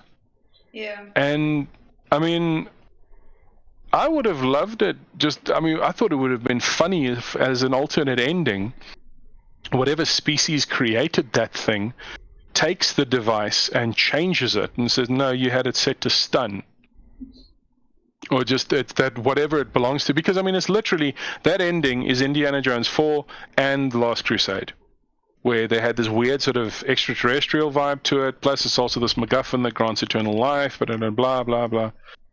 And I remember it's been a long while since I played a game where at the end of it, I sort of leaned back and I was like, shit, okay. Oddly enough, the time that I felt that was at the end of Tomb Raider, the first reboot. I was like, this has a genuine ending to it. And then playing Rise, I realized this entire ending battle scene is almost a carbon copy of what happened in Tomb Raider, in the previous one. And it's the same problem. I mean, Yahtzee from Zero Punctuation points this out. The problem with Call of Duty, when they made the second Call of Duty, they then tried to find another shock value thing, and then they try to get another shock value thing, and then eventually it's just you're expecting it. It's like the twist ending in an M. Night Shyamalan film. It worked really well in Sixth Sense. The Visit is quite good if you haven't gotten a chance to see it. It's creepy for all the right reasons. It gets under your damn skin. And yeah, it's that thing where people are now expecting a twist ending, and so, as a twist ending, you make a shit film. That'll always get them off guard. So, I mean, like, Kez, what game did you last play that you were, like, seriously blown away by? Or, like, what book did you read that did that for you? Well, game, I actually haven't finished it yet, but, two that definitely make me go, huh, is Hellblade, and Murdered. Murdered is yes. Not that bad, and granted I haven't finished either of them yet. I'm just looking at the games, but those two definitely have that interesting feel to them. Yeah, books. I don't really read that. Books is him. Those goddamn kids. I got them. Those goddamn kids. And our controlling agent, dude. What last game did you play? Me. Him.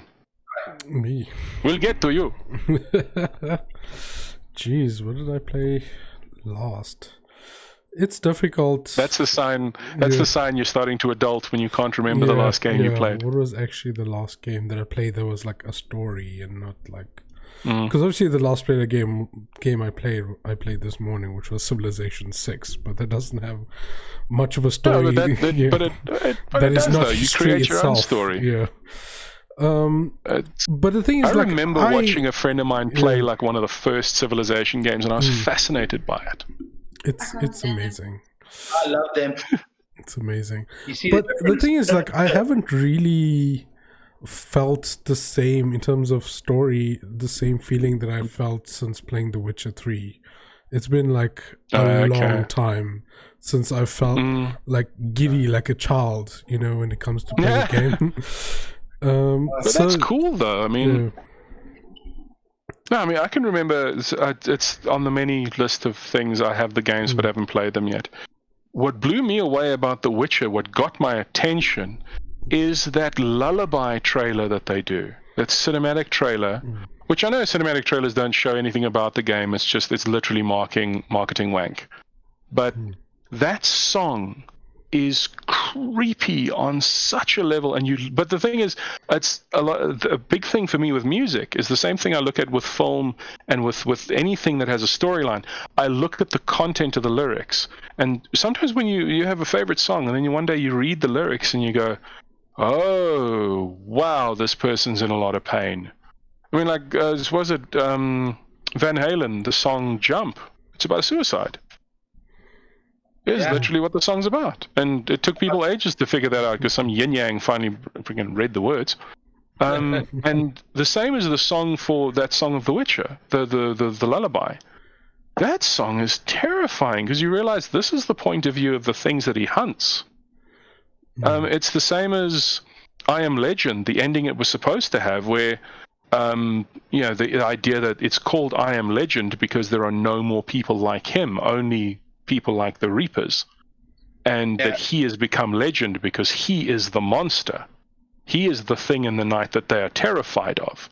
That is, I mean, Supernatural touched on this from time to time, the idea that a lot of these creatures are just trying to get by. They didn't ask for this. Some of them were turned. Some of them were born this way. It's like being pissed off with a lion because it hunts a gazelle. Yeah, exactly. Because I mean, even as I watch now, I mean, I very slowly am working my way through Supernatural, and by season 9, I'm sitting there going, I'm looking at the point of view of the monsters, and I'm going, Dean's a freaking racist. Yeah, he hates monsters because they're monsters. They're going, wow. Standing then Sam. Sam wants to kill everyone. Yeah. Dean is like from their point. Like with Benny. No, that's the other way around. Dean is the one that shoots everything. Sam is the tall one, Moose. She's in season 9. Yeah. So I'm in season 8, so that would explain why I don't see that yet. Okay. Yeah. Oh, don't worry about it. I have ADHD. I won't remember. When I think of like the Witcher and like that world that they're in, it reminds me a lot of like zombie stories actually, because you learn like over the course of the story that the monsters are actually the men, and the monsters are just trying to live their lives, you know. But it's men. There's that a are really brilliant illustration of that. Romero did a film called Land of the Dead. It was before they started doing the zombie movies where it was all first-person, shaky cam, vomit stuff. In Land of the Dead, it's now however much time after the initial outbreak. And so the humans live in these fortress towers. They stay in, what is it called? It's like Cabrini Green. Anyway, so they're in this place. And they have searcher teams that go out and get resources for the rich bastards who live in the ivory tower. And there's this brilliant scene where they find this gas station, and so they're just having a look to see, okay, can we raid this place for supplies? Is it crawling with too many zombies? So they're standing there and they see the first indicators. These 2 zombies go past, and if memory serves, they're holding hands. Maybe it's just the Mandela effect that I'm remembering, but they walk past, and one of them steps on the trigger thing for the old gas stations, that ding ding, and steps on it and rings. And so they just carry on watching, and this zombified gas station attendant walks up to the pump, pulls out the pump, and turns around to look where the car is. And you watch this going by, and just the idea that, I mean, whoever wrote this, I think it might have been Romero, sat there going, they're remembering what they used to be. They've now become a new organism. And what's the climax to that scene is that the humans are looking at this, and zombies, one of them notices the humans and just turns to another 2 and goes, and 2 of them look at him and look in their direction, and then all of the other zombies start looking in their direction. They don't move, they just look at them. I was going, that's genius. Yeah. That's a brilliant idea. The idea that they've now reached a certain level where they formulated their own language. A lot of them are stuck in this boot loop where they're living the same moment of their life over and over again. Yeah. And it was such an amazing idea. That reminds me of Warm Bodies. Yeah, I was gonna say. That was brilliant. That was very brilliantly written. I thought that was very brilliant. We eventually became human at the end. Yeah. I mean, I think the transition and how they suddenly became human again was quite cool. I thought that it built up, but they could have done more with it. But I mean, honestly, it was a damn well written story in that aspect. So, but that's the thing, though. I mean, so much saturation has happened with the whole rebirth of the zombie genre. It's been, I think, 14 years since Max Brooks wrote World War Z, that basically, well, at least in my mind, single-handedly rebooted interest in the zombie apocalypse genre. And the irony is that it was the first book that sort of did it, and it was the last film made, and it was it was at the end of, and this is a pile of suck. I thought it was hilarious. I read an interview with Max Brooks. He said that when they were making the movie, he called up the publishing company and said, listen, when you re-release the book to tie in with the film, make sure that you don't put Brad Pitt on the cover of the book because he's not in it. You know, it's, in that whole interview they did, what he does for a living now, at least what he was doing at that time, he was a disaster preparedness consultant. because of the amount of research he did for World War Z and all the stuff around that. That's what he does now. He does talks about, disaster preparedness, what the apocalypse might actually be like. They asked him, like, okay, so the zombies in 28 Days Later run, yours don't. He said, well, I ran the numbers in my head, I ran the probabilities, and my feeling was that if the zombies can run, that's it. There won't even be an apocalypse. We'll get wiped out. Yeah. And I mean, he even mentions it in the novel. If they can run, they can jump. If they can jump, they can climb. If they can climb, there isn't a fortification built that will keep them out. Yeah. And I mean, that's what 28 Days Later did so effectively, is make the idea, just the fear and the terror level of what those things can do. Because it was the first time I think I can remember ever seeing running zombies. And it's just like, then they made that second film, and I barely even remember that bloody thing. And it's a shame, because there is a graphic novel that is a sequel to 28 Days Later. It was written called London Calling. And it's ingenious. It follows on from the first film. And it's one of the main characters from the first film. She's in Norway in a refugee camp, having gotten out. I mean, all the characters from the first film basically scattered around, and she is on her ace. She gets recruited by this American journalist who wants to go back into the hot zone and film what's going on. And so she eventually is convinced to go in, not realizing that at the same time there's all sorts of shit going on in the background that directly affects her. That she is leading these people into this place, into a place that they don't understand how dangerous it is, because the outside world is doing the same thing like with the coronavirus hotspot, where they don't understand just how dangerous it is inside the hot zone. I mean, like, these people, like, imagine this, you get this thing, this group of filmmakers, they take this Chickapin as their guide. Within 5 minutes of them crossing into the hot zone, half of them are dead. Jesus. Because they do stupid shit. There's two people walking in the distance and they go, oh, look, survivors. And she can't stop them in time. It's like, and they turn and they wave, and these things run at them. And I mean, if you ever read a comic book, for something to take 3 panels and it's on you from being a shape in the distance, that's how fast these bloody things run. And realize how long those things have been infected. It was so brilliant. I was sitting there reading this going, oh, this is terrifying. Oh, this is terrifying. Oh, this is bullshit. I never want this to happen ever. It's like any idiot will go, it's like, yay, zombie apocalypse, yeehaw. And then you go, no, fucker, you're under the impression that you're not going to be one of the deads. Right, there's a great line in... There's been an accident or something. Police just 3. If there's 3, it's been an accident or someone has lost something. You got to understand, crime is so very low in this country. It was a while ago, but it's still funny. They had the cash was held up at knife point. And they got away with the money. In this country, Scotland, they got away with, well, I think it was the UK, but they got away with the money being held up at knife point, dude. A cash van. I think it comes from your point of view. I mean, if you live in a place where the crime rate is different, then you're not used to it when it comes visiting. I mean, South Africans have this unique perspective in that we have lived essentially in a hot zone. It's, I mean, I've spoken to a few psychiatrists about this, and they said that South Africans have PTSD, and they don't realize it and they don't treat it. We live under this threat. But I mean, like, just as what was I going to say now? I mean, like, there was a story when I was in Ireland. Claire and I went to Ireland for our honeymoon. So we were cruising around, and there was a story on the radio. This came on and was like a national appeal thing. It says the pedestrian death toll is 37 for this year.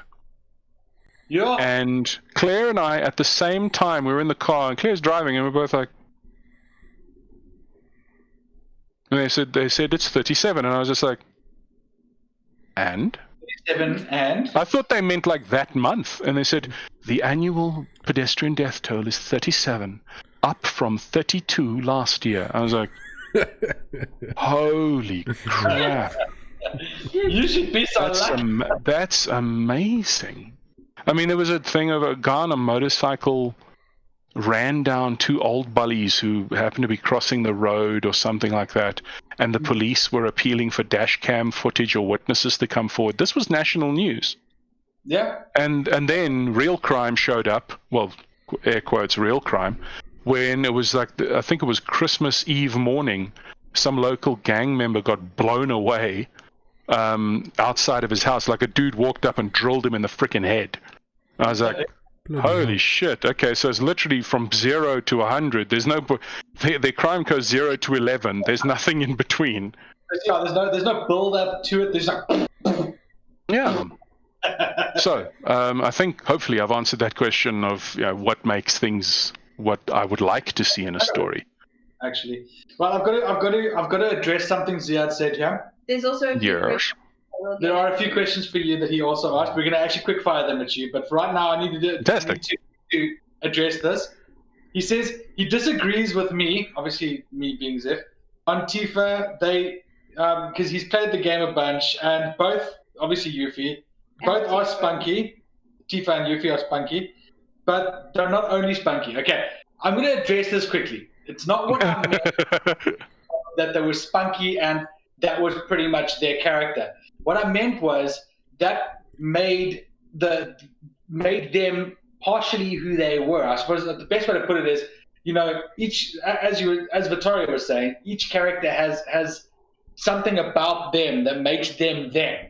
And the spunkiness of Tifa and Yuffie makes them them. It's not all they are, but it's something that makes them the characters that they are. Is what we're trying to get at that point. So I think you may not have you may have come in a bit late in the conversation. I don't know, but that's essentially what was said. So we're just told that dinner is ready. Oh, okay. Anyway. Yes. That's addressed. Cool. Then, so. Please tell us more about your stand-up comedy and how it affects the rest of your creative process.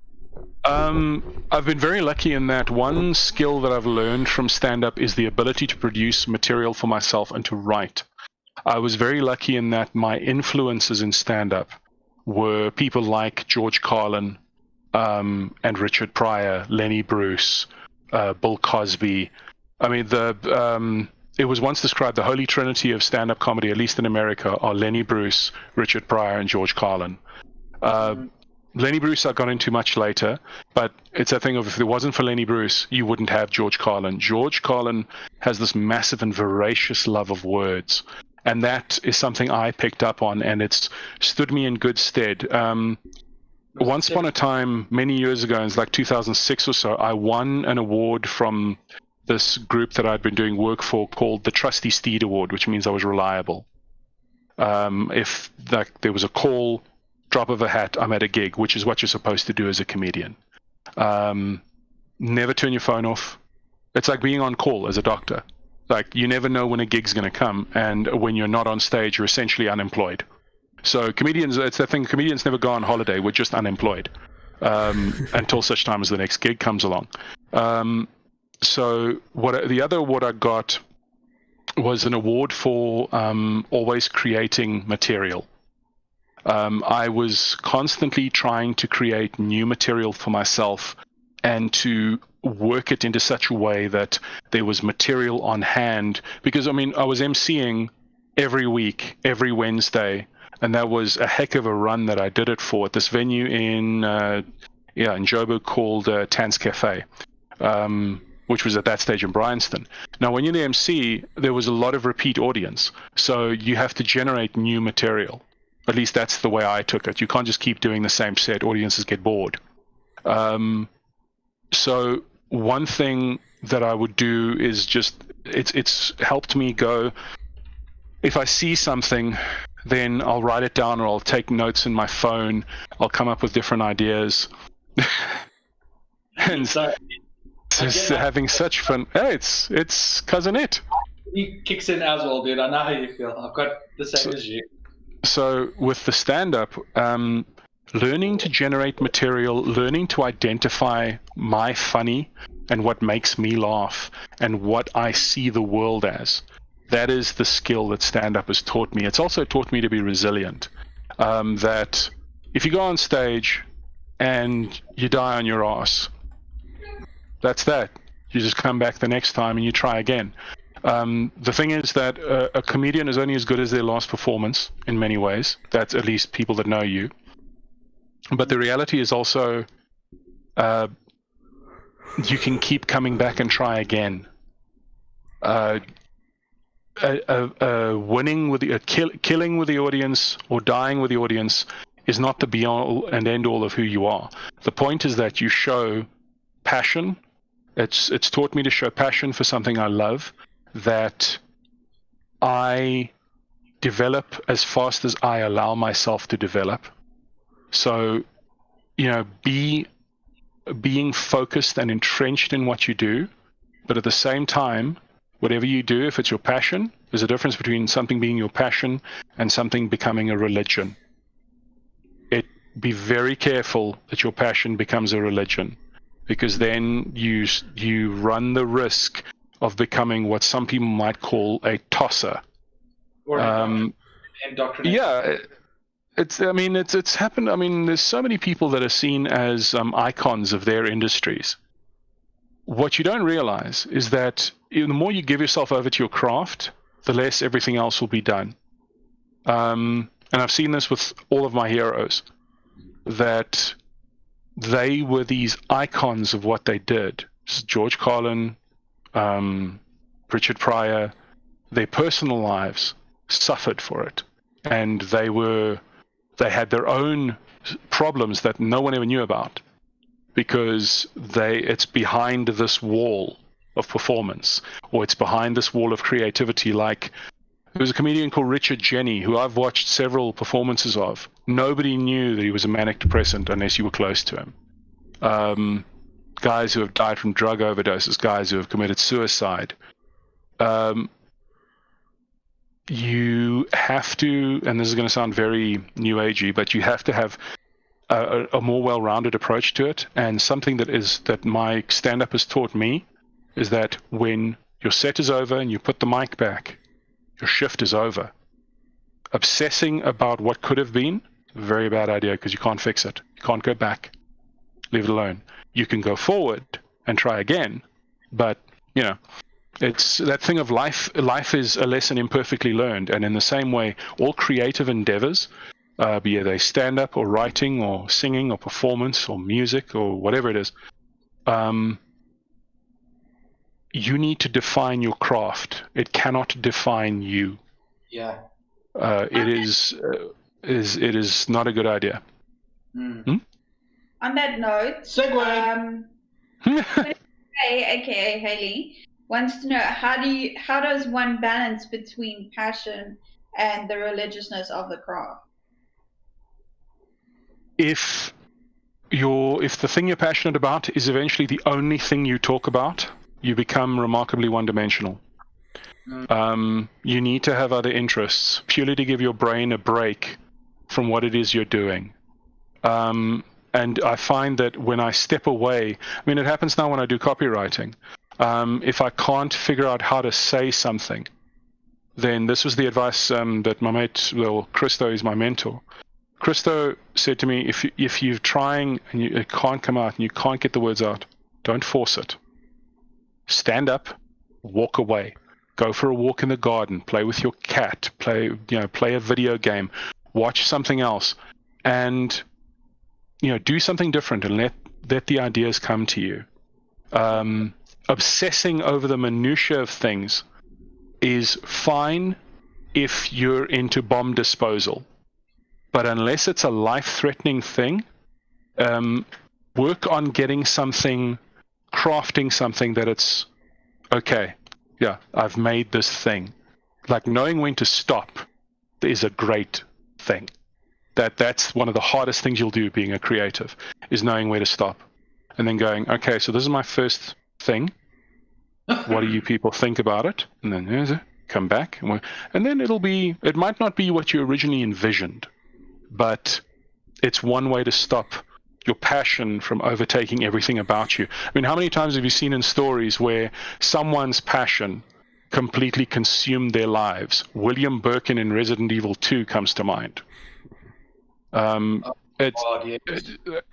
Like Darth Vader is one of those characters where they finally painted him in different shades of black, where he's got different levels to his character now.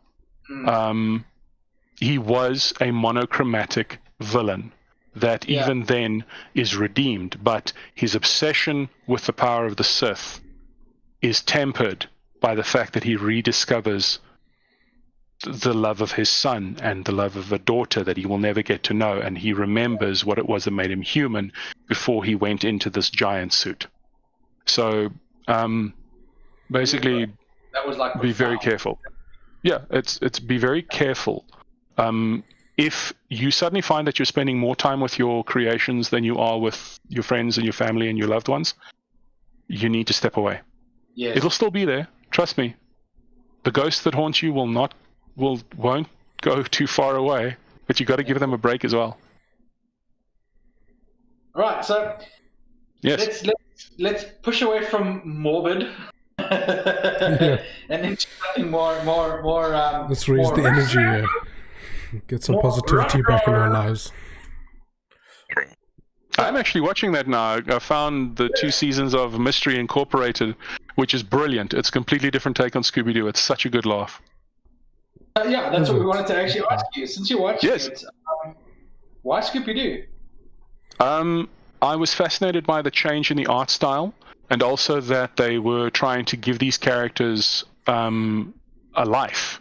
I mean, Scooby-Doo got created in like 1968, and I realized that it took me ages to find out what Shaggy's full name is. Norval Shaggy Rogers, for those of you who wanted to know. It's never been explained where Scooby-Doo came from. It's one of those things that I don't think needs to be explained. It's the same as you don't need to know why Han Solo's name is Han Solo. It was one of those things that didn't need explaining. Like who Daphne Blake is and why she is the way she is and who her family is like. And then Freddie Jones, like his full name is Freddie Jones Jr. So when you find out about they create this town called Crystal Cove. I don't know if it's ever existed in the other stories, but the premise of the Scooby-Doo Mystery Incorporated 2 seasons is that you had they live in Crystal Cove. They're high school students in Crystal Cove. Crystal Cove's banner is the most haunted place on Earth. And weird stuff happens in Crystal Cove, but none of it's real monsters. What they did with those 2 seasons is they created an overarching story, the meta plot, and well, yeah, I mean, and then they explain the whole thing of how they get the name Mysteries Incorporated, why it is they do the things they do, why. Like Freddy they said, okay, so Fred's always the one trying to come up with traps, so we're going to give him this mad obsession with traps. We're going to give him this actual relationship with Daphne that he doesn't realize is there. Because even though it's quite a bit more grown up. One of the funniest scenes to me is Velma. She's writing on her blog or something, and she's typing away, says, "So no mysteries to report this evening, spook fans. I'm just sitting here home alone like any teenager should on a Friday night," and she breaks her wireless keyboard in half. She goes, throws it aside, picks up a new one, and starts typing. There's such brilliant little gags like that in it. I mean, they're in the big museum devoted to all the previous cases that they investigated, and in the museum is a statue of Scrappy-Doo. And Daphne goes, "Oh, wow, I haven't thought about him." And Fred goes, no, we made a promise. We don't ever talk about him. And they walk away. They don't even say his name. And I was just going, that's just freaking twisted and sinister in many ways. That, and also the fact that one of my favorite comedians, Lewis Black, voices one of the characters in the story. It took me a while to realize it, but then like the second time they did it, and I was like, I know that voice. That is the angry one. But yeah, I mean, I love it. The writing's a lot funnier. They've finally explored the idea that Velma and Shaggy might be having a relationship. and how that would affect the dynamic between Scooby and Shaggy. And because I keep having to remind myself, these kids are in high school. That is why they're reacting the way they are, even though they look like they're in their mid to late 20s. I mean, they even address the fact that it's like Velma, as Shaggy's massive air quotes boyfriend, starts buying him clothes. And so she says, you have to try on these new clothes. Why? She says, you've been wearing the same trousers since 1968. She says, they're really comfortable. I was finished. I mean, they bring up the fact that Fred's always wearing an ascot. And his obsession with traps, and that Daphne, I didn't know that Daphne has like 3 sisters or something like that, each of them vastly different to her.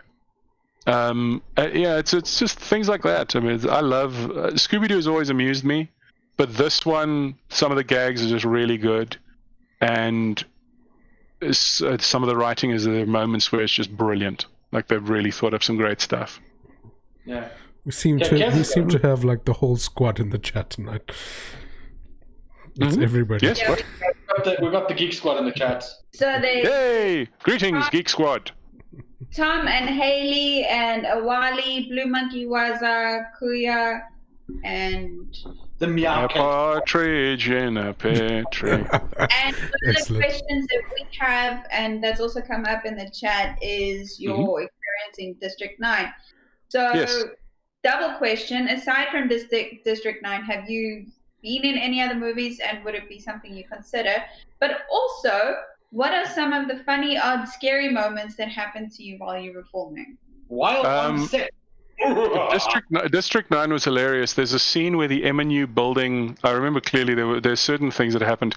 The assistant director on the film, his surname was Grinder, and he had this weird superhero type gimmick that he had like a dozen or more different shirts, each of them with the word Grinder written across it in a different way. I mean, I don't know if he knew about the app, but I didn't say anything. I think this might have been before the app actually, but that was the first thing. And he was literally a grinder. He was the one who would take the musings. See, the whole point about an assistant director is that they take the musings of the director and turn them into English. The same as when the way I can describe it, there was an orchestra rehearsing, and they're performing away and doing the thing, and the musical director is there, and the conductor does the whole thing, and they finish, and he turns to the musical director and he says, what do you think? And the musical director goes, could you make it a little grayer? And the conductor looks at him, looks at the orchestra, and he says, do you want it louder or softer? That's what an assistant director does. They turn it into real world instructions. So we were doing this scene. Now, I used to have really long hair, and I used to gel it back. It's tied in my pony. My hair's very poofy when it was long, so I had to find a way to wrangle it so I didn't look like Rolf from the Muppets. And I genuinely did it when I wore my hair loose. It used to do perfectly like Rolf, and I used to do it on stage and pretend to play a piano. It was great fun, and then the audiences got too young to get that reference, and I was very sad.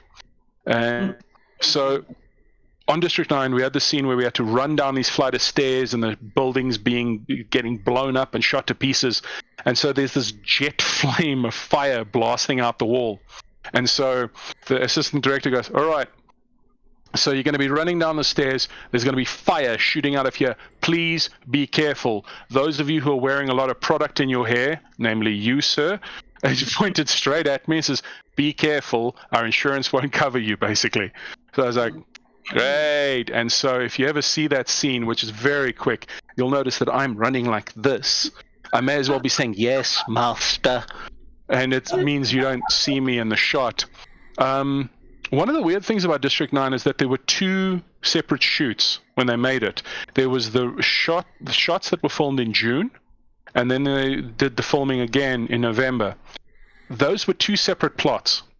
When they first decided to make the film, there was a lot of improv going on, and so they said to people, look, they said to the actors, improvise your own sort of character and come up with stuff. And so I dreamt up a character called Aiden. And so Aiden was a lot of it had to do with the office interactions between myself and Vickers and other characters in Vickers. So there's all the stuff that we filmed, and then when they completed filming in that run, and they gave it to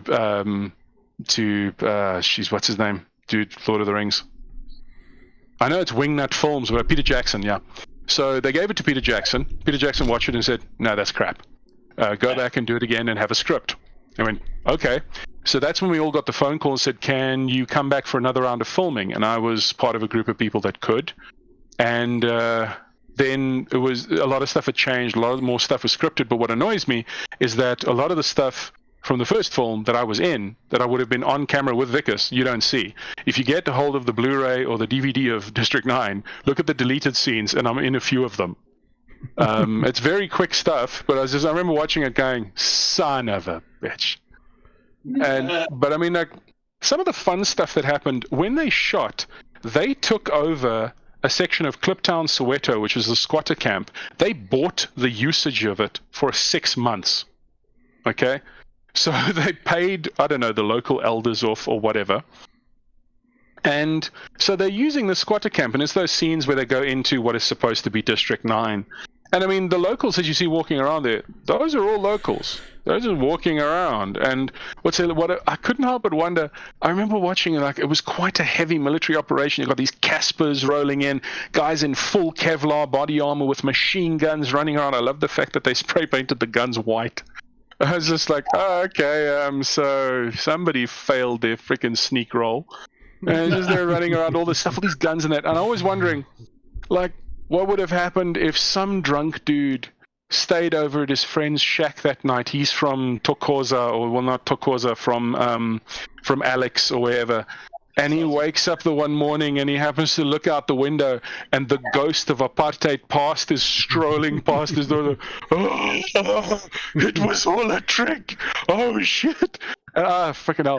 There are bits where I'm trying not to die of laughter because I could see the reactions of some of the people, and they're giving that same look that a dog does when you make a funny noise. They're like, the fuck is going on here?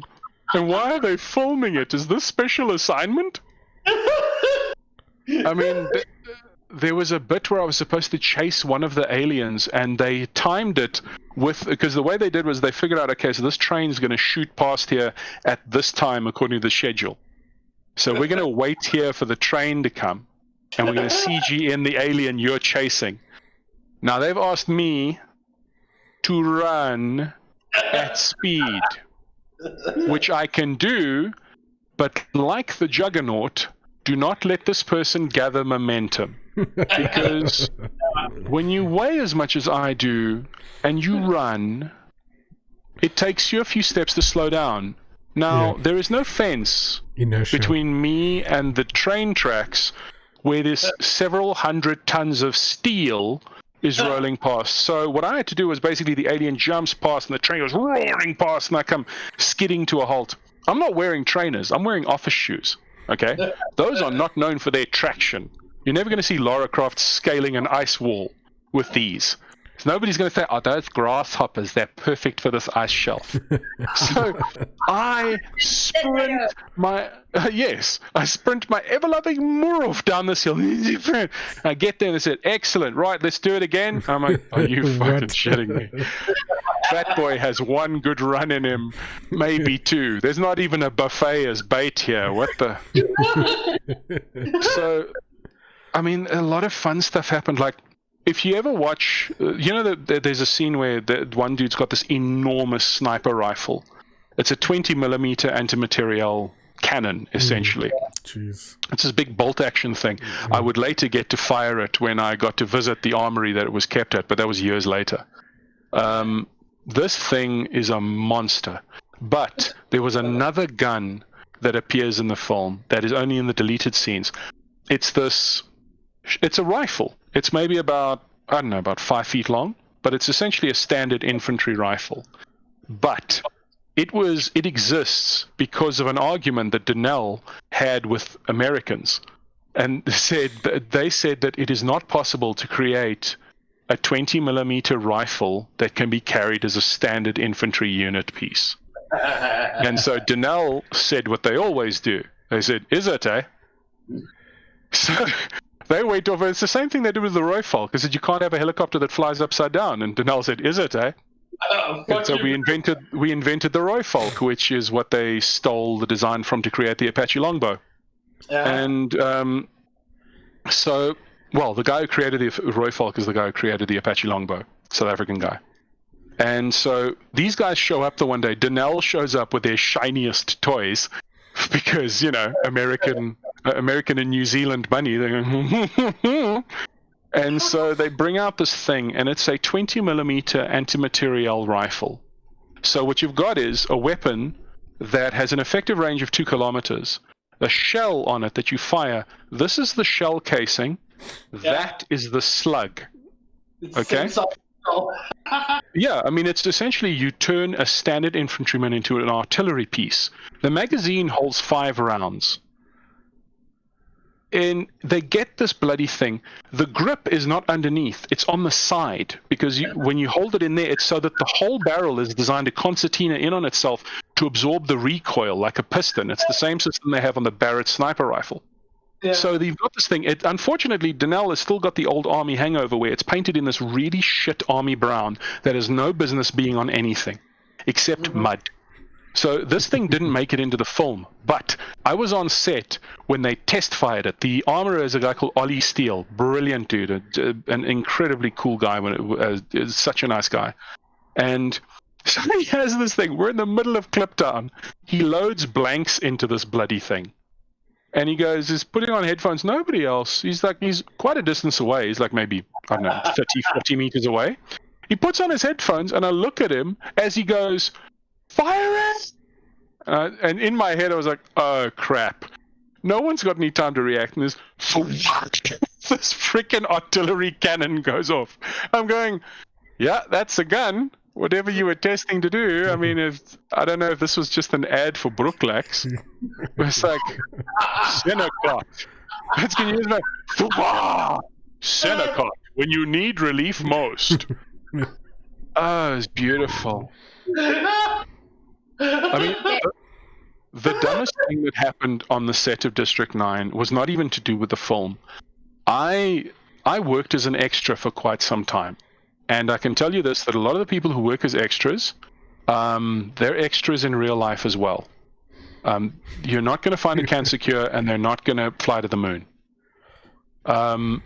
They say they're some of the weirdest people you ever speak to. It's like falling into a wormhole with some of these people, because they'll, like one dude, I never thought I'd hear this sentence out loud. I asked the dude, "What do you do for a living?"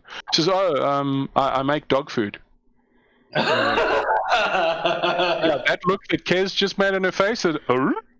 That was my reaction. But the weirdest moment for me on the set, me and another comedian called Melt Siebrachen, we were on the set and we were just chilling. We're in the back of this Casper being taken to the set. And so, we're just chatting. And this is the set. Melt wasn't on the June shoot. He was only in the November shoots.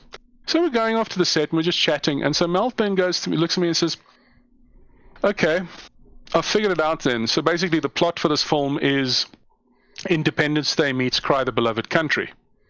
And I was like, "Yeah, that's pretty accurate." And before I could answer, this extra sitting next to us goes, "Yeah, it's like Coke and Coca-Cola." What? And the silence that hung in that Casper, it was like that Obi-Wan Kenobi had that great line, "I felt a disturbance in the Force," as though a million voices cried out in terror, and then suddenly silence. I felt something terrible has happened. It was like I felt a tremor in my spine, as though a million brain cells cried out in terror and suddenly silence, because the wave of weaponized meh and stupid that came off of this dude, you could actually kill people with it. You could drop him into a library and watch the lettering fall off of the books. It was this sort of dumb, all of us have encountered someone like this. Like if you handed them an encyclopedia, the book would go, like you'd open it to a blank set of pages and it was, "We don't fucking know." That was by far the weirdest. That was the weirdest moment on set. I was freaking finished. Killing me, bro. Stop it. Okay. Quick fire question. Oh, and yes, other movies that I would like to be in or have done. I did a thing many years ago called the 48-hour film project, where you get given 2 hours to 2 days to make a film, as in from beginning to end, conceptualize, make a short film, and I did a thing called Death's Mandate, where I got to play Death, which was great fun, and I even won an award for it. I shared Best Actor with the other dude in the story, so it's basically both of us won Best Actor. Hey! And the whole premise of it is that Death comes to collect this dude, and the dude tries to talk him out of it, and eventually Death says, well, look, it's your last day, so we can do it the easy way, or you can have a nice big send-off, and we proceed to have a hell of a party. It's a lot of fun. If you can find it, you can find it, I think, on my YouTube channel, or you can, Google Death's Mandate 48-hour film project, and you can find it. Oh, we'll hunt it down, believe me. Fantastic. It's great fun. I had a good laugh making it. Yeah, so quick fire questions. Before we continue, I'd like to mention one thing. You talk a lot about your ADD or your ADHD. I don't know which is ADHD, yes. ADHD. So, have you only got ADHD, or is it ADD and ADHD? No, it's ADHD. It's basically attention deficit hyperactive disorder. The difference being that, I think the difference between the two is that ADD means you can't pay attention. ADHD is you can't pay attention, but it's in high definition, and when you do pay attention, it's incredibly clear. I've actually, it's 4K. There's another step to that. I figured it out today. I was chatting. There's ADD, ADHD, and HARDD. That's where you're trying to do work, but outside your head. Oh wait, no one heard that. Okay, sorry.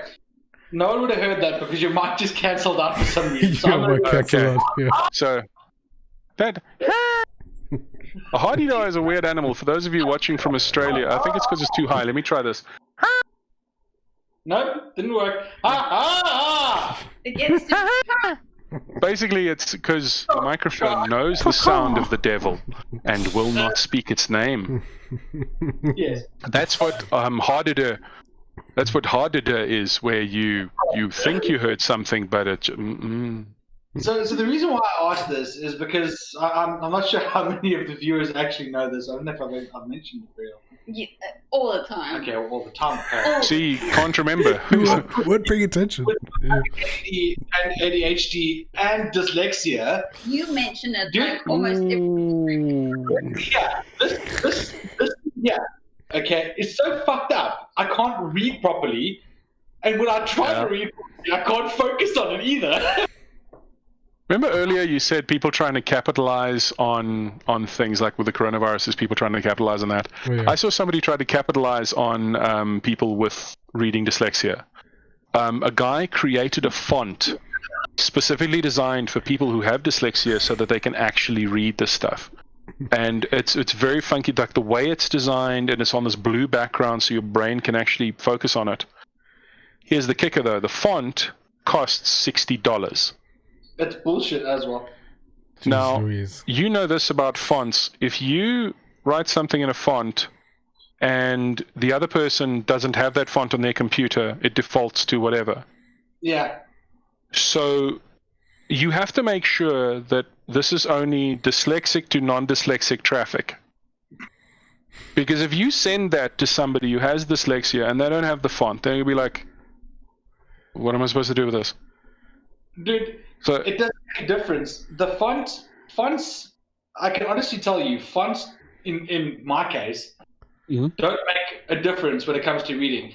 Because what I read and what you guys read are very different things. So no. The best way to put it, before we continue, the best way to put it is, say you put a word down on paper, like because, for example. That word goes down on paper. You guys read because as, like, basically you can read it without actually going through every letter of the word, right? Yeah, scanning. I read because as B, E, A, and so on and so forth. I will read every letter of the word. I don't read, like, you know... You're getting the Scooby-Doo look from your lady. It's spelled because wrong. And that's also you spell incorrectly often. No, I fully understand that. I do that. Yeah. But the whole thing is, I'll pick up words like BECAUSE, right? But I will spell it out, and I will read every letter as it comes on the sentence. So when I read pages, and Kes knows this because when we read together, she generally finishes before I do. No, I'm the same. I don't read very fast. Yeah, but so what I'll do is I'll read, like, for example, the questions that we asked you, I will read like every single letter of the word, and people do not understand why dyslexic people speak like or read like that. So the whole thing is like, don't judge us, and just like don't judge people with ADD and ADHD like we have, because we are still like people. But the whole point is that we'll do better, okay? You know, I've been insulted my whole life, and it doesn't hurt my feelings because I've got very thick skin. Try to explain because people doesn't understand. Well, look, I think it's become a more prevalent thing, and it's also it's indicative of the society we live in, where there's so much input now. We're bombarded from all angles, and so there's too much. And then I think everybody has, to a degree, some form of attention deficit because you have to learn how to filter stuff out. In my case, my biggest problem is that my mind will wander off at times when I'm supposed to be paying attention. And I've gotten very good that I'm still listening, but only when you remind me of what you were saying do I actually remember what you were saying. If my mind has wandered off and come back. The song lyrics for Crash Test Dummies, Swimming in Your Ocean, that song is sex from the point of view of someone who has ADD. Just read those lyrics. Yes, the whole song is about him having sex with someone, but his mind keeps wandering off to other thoughts. That song is about someone having sex with ADD. Read those lyrics, you'll see what I mean. Yeah, but no, don't look at me like that. My God. Okay, this is that conversation is for private.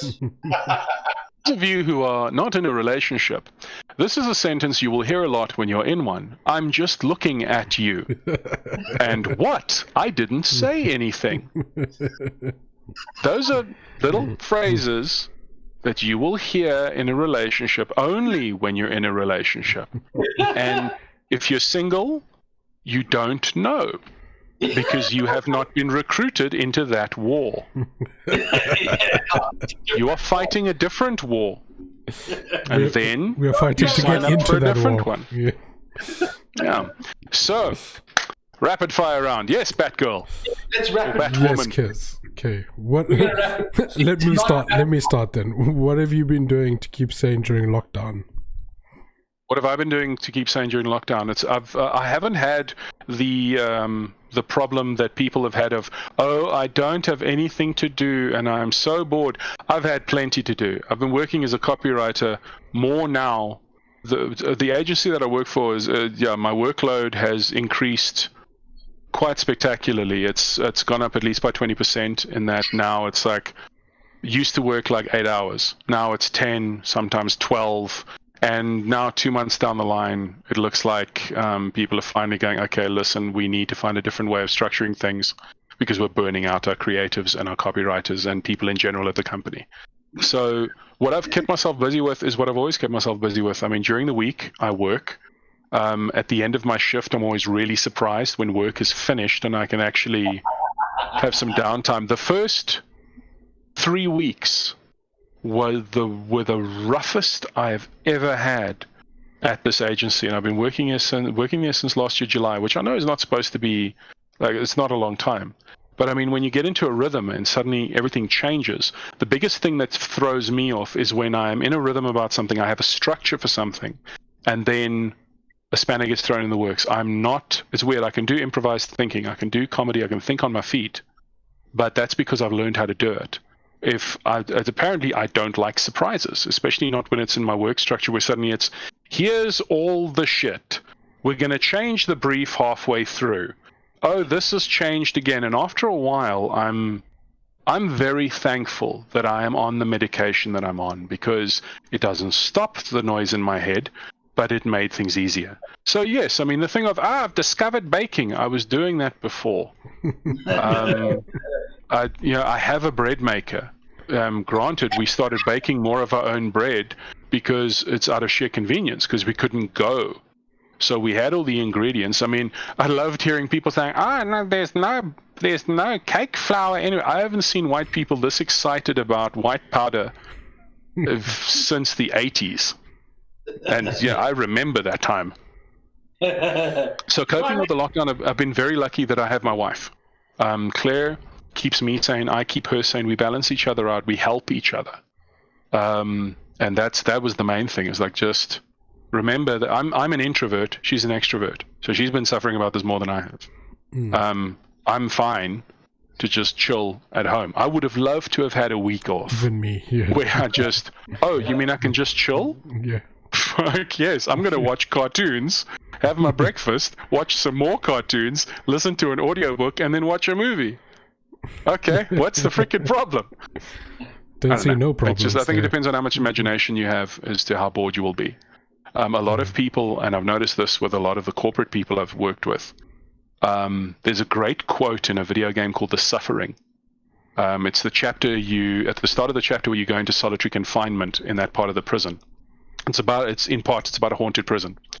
There's a chapter that starts with, it describes solitary confinement. It says, you take away someone's light, someone's family, friends, their possessions, you take away their food. And in the end, all they have left is themselves. And for most people, that is not pleasant company. And so I think what a lot of people are dealing with now is that they're facing the fact that they have to face who they are. All the things they've used to distract themselves from who they are, they don't have those anymore. And there's only so much Netflix you can watch before you go, what am I doing here? Like, everybody's looking for the meaning of life and not realizing that it's in here. You have to figure out who you are. So, yes, quick fire, not so much. Yes, next question. Silence so highly. Sorry, what was that? The segue is, why do you prize silence so highly? I prize it so highly because it's something people are afraid of. It's something that I've still gotten used to. I have a touch of tinnitus, so I know when it's quiet because I can suddenly hear the tinnitus coming in full force. But the first time I got noise-canceling headphones, that was hilarious. I was like, why is it so loud? I prize silence because it's the first time I really experienced silence, I learned who I was. I found myself, as weird as the new age is that's in, but not like I found myself, but I met myself, literally. In 2006 and 2004, I went to the Ice Hotel, and I was very fortunate to be able to go. I stood on the banks of the Torn River outside of the Ice Hotel, and it's an entirely frozen river, and it is deathly quiet, and the snow absorbs all the sound. And for a moment, I heard my own heartbeat, and it was that quiet. And it was, I enjoy silence because I finally get to hear the world. Because when lockdown started and everything just stopped, I remember going outside, and I was like, I can't hear the hum of the traffic. I like this. I finally heard what the world is supposed to sound like. And it's weird how you hear things further and further away as your body starts looking for input. See? Have you noticed that whenever there's a really quiet moment in a movie, if you're in a movie theater, somebody's going to cough because they're terrified of the silence. Does that not put the mic off? People are terrified of silence because then they have... Yeah, a lot of people love it. I mean, I enjoy silence, and I've done it before where, for some stupid reason, I woke up in like 3 a.m. or something. I had to go to the bathroom or something, and I just remember sitting, and I went into the lounge, and I just sat. And time passed. I wasn't aware that time passed. I must have fallen asleep where I was, but I just remember going, it was like a half an hour later, and I was like, okay. All right, so clearly this is something I like. Yes. So yes, silence, I prize it very highly. It's one of the few places where the noise in my head is forced to calm down. What childhood memory would you like to relive? I've been doing it. What childhood moment would you like to relive? Can't hear you, bro. Oh, no mic. See, I thought I put the mic off to cough, but I put it on. Okay. No worries. Manners is good. What childhood moment would you like to relive? Christmases with my family when I was still very young. When Santa was real. Where my family would lie to me on monumental levels. Because my parents we didn't do Christmas morning presents. They did them Christmas Eve. So every year they'd find a way to get my ass out of the house long enough for Santa to arrive and drop off the presents. And what concerns me about those memories is that how remarkably gullible and stupid I was. How trusting I was, that I never cottoned on that, wait a minute, I didn't hear bells, I didn't hear shit. This is the Free State. I would have noticed somebody in a clear blue sky flying a sleigh in the middle of Free State summer, sweating his balls off. And I mean, the reindeer would have been biltong by the time they got to the Free State. It's freaking hot there in summer, people. It's 20 degrees at night and 37 during the day. It was warm. And I mean, the reason why I want those memories back is because I remember what my family was like. I remember when that innocence started, when the family first started to slowly move apart from each other, where this brother went over here and this brother went over there, and then I eventually was the only one at home, because my two older brothers are a lot older than me. There's quite an age gap. I mean, eldest brother is 13 years older than me, middle brother is 9 years older than me, so I was essentially an only child with siblings. and you know, there's memory, the forming of the memories, the forming of the moments that would lead me to become a geek. Those are the memories that I would love. I would love to have that memory again of sitting in the Alpha Cinema in Valcom, watching Return of the Jedi as a theatrical release, being there in this enormous Art Deco cinema that had no business being in a small Free State town, but I was so happy it was there. Being there, being in the games arcade. It was called Golden China. It was called Golden Palace. And there was no Chinese people within a country mile of the place. This is what I found funny. I mean, we used to have an arcade called Golden China and Golden Palace, and there wasn't a Chinese person within a country mile of the Free State. I don't freaking know. This was our weird attempt in the 80s at integration. But yeah, those are the memories I'd like to have back. They're memories that I don't know I've lost because I don't know what they are. I would love to have those back. One of the questions, and I might get it wrong because I had to refresh the chat, is Wally wanted to know, obviously with you being a writer, if you've watched the most recent Justice League movie called Dark something, I think it was. I don't remember Justice the name. League but Is it the animated one? Yeah, I think so. It's the animated one. Justice League Dark, that's the one with Hellblazer in it. Yeah. Yes, I watched it. He wants to know your thoughts and what you would think. I liked it. I stumbled onto it. And I've always personally felt that the people who are writing the Justice League animated stuff or the DC animated stuff are the ones who should be writing the scripts for the movies. Yeah. Because A, they're doing new things, and B, they're doing new things, and C, they're doing new bloody things. It doesn't feel like we're flogging the same bloody dead horse. Over again. It's like, okay, fine, Superman turns bad. Yes. Can we just? I mean, the Justice League animated series that was done, still to me has some of the greatest moments of those characters ever. The way the Batman series was written, the Batman animated series, the original one, that, or at least the original to me, the writing in that is genius. The questions that it has, lines in it like the cybernetic organism called Hardak creates a perfect carbon copy of Bruce Wayne using information pulled out of the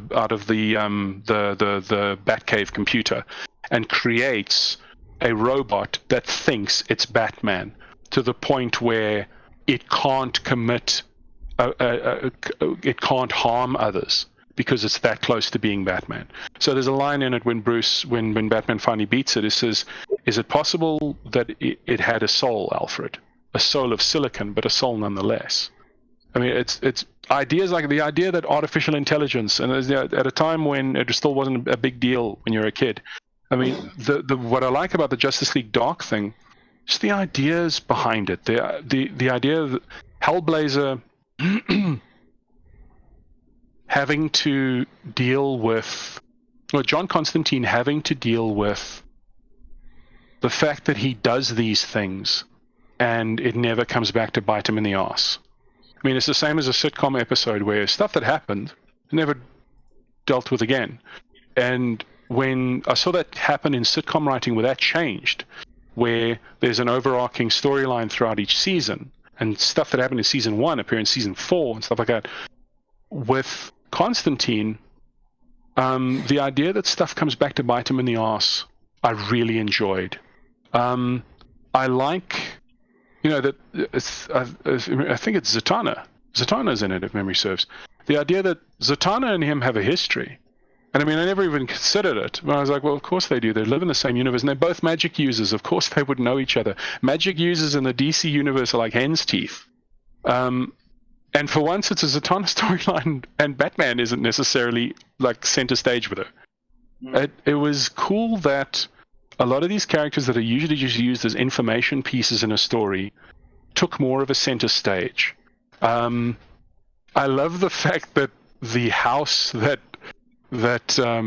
Constantine has a presence, and that she is this very specific thing. She reminded me of Jarvis, sorry, but not nearly as stoic as Jarvis, and has an innocence to her and is more trusting.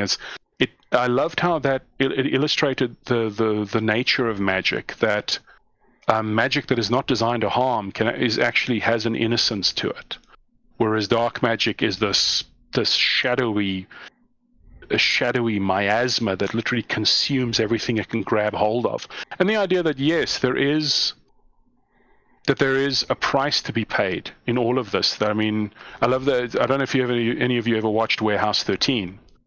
The artifacts, the whole premise of Warehouse 13 is that Warehouse 13 is this place where there are artifacts that have been gathered from around the world, and that they are kept there because these artifacts can't be out in the world, they'll hurt people. All of the artifacts have a downside. So there is a set of binoculars that was the binoculars used by the spotters on the Enola Gay when they watched the first atomic bomb drop on Hiroshima.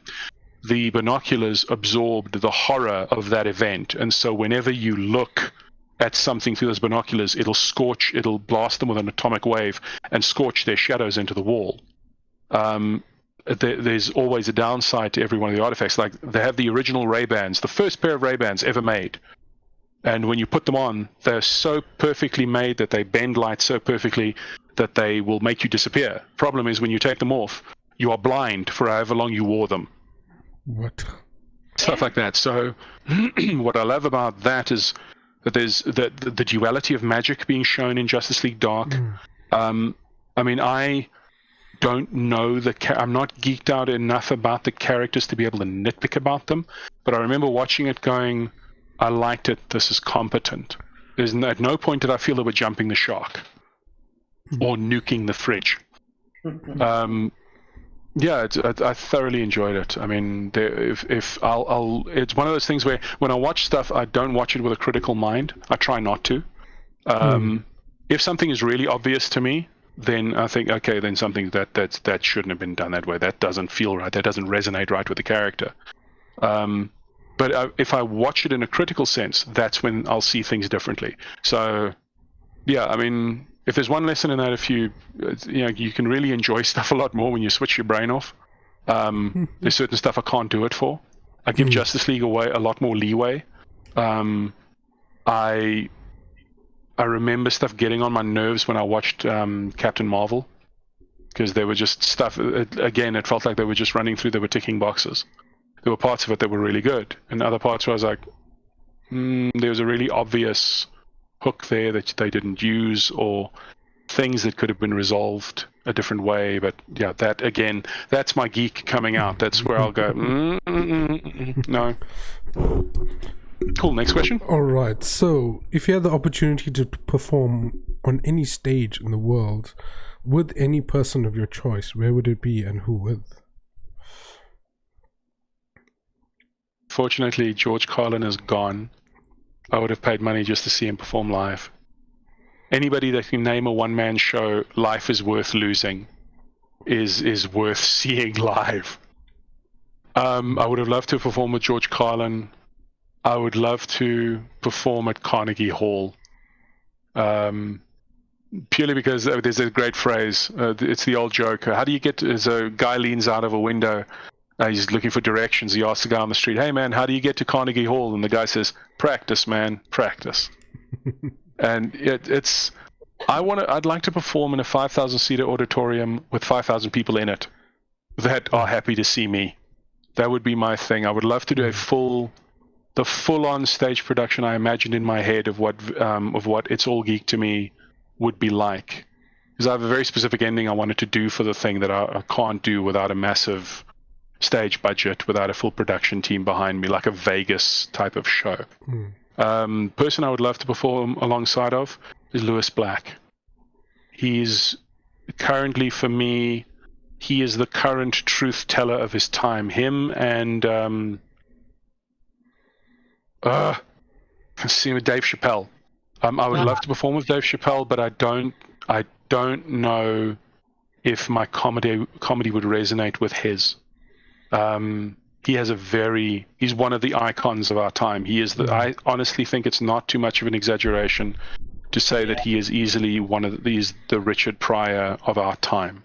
Yeah. But because we have so much media around us, we don't notice it as easily as we should. Chappelle has managed to accomplish something truly unique.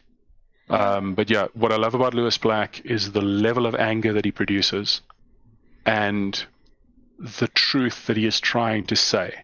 He reminds me a lot of Bill Hicks.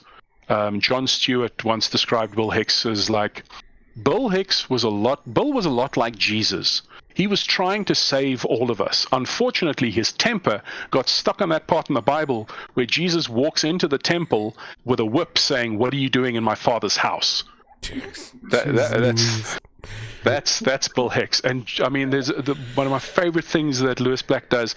He's yelling about something, and he just stops. He says,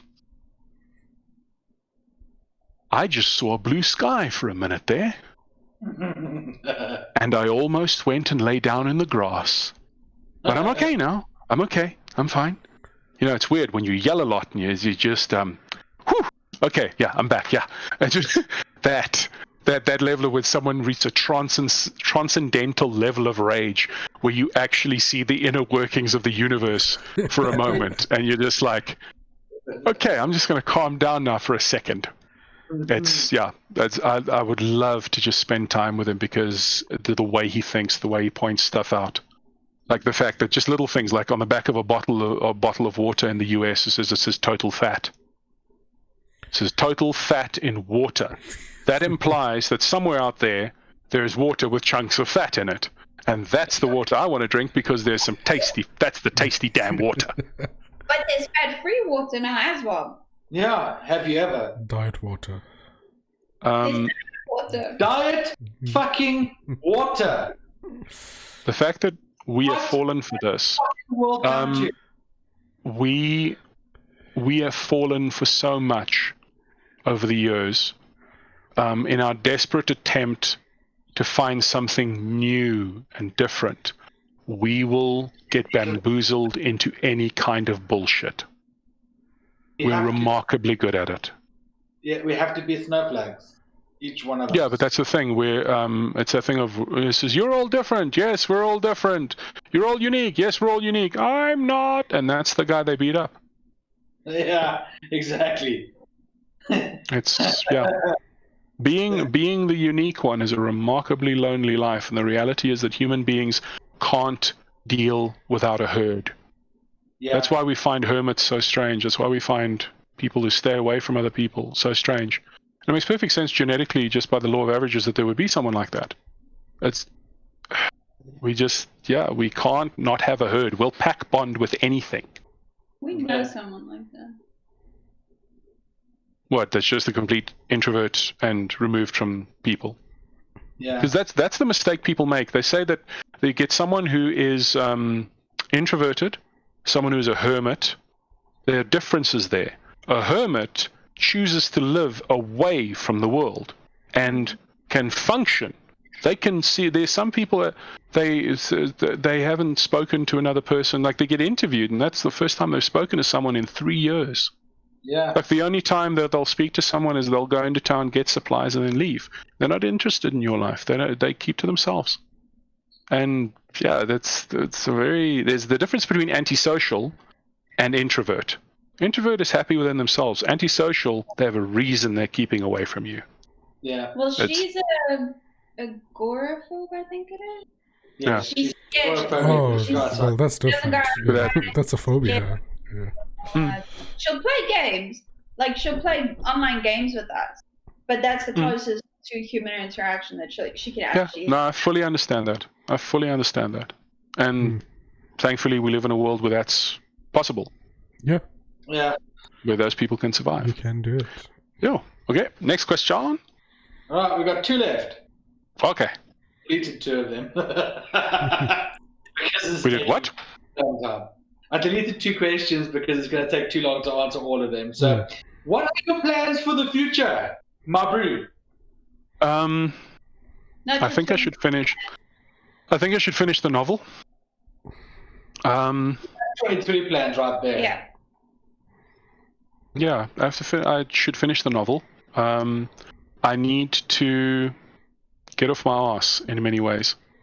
There were passion projects that I had that I stopped doing because I got a day job and I'm too damn tired at the end of it. It's because the biggest problem for, I think, any geek is finding the balance between the things you truly love doing and the things that pay your bills. And if you can somehow get them to do that, then great.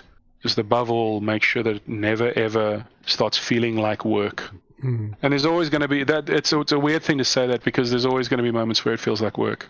There are times when I've gone on stage and it literally, it was hard work. But if I didn't have the experience that I had, I wouldn't have been able to get away with it.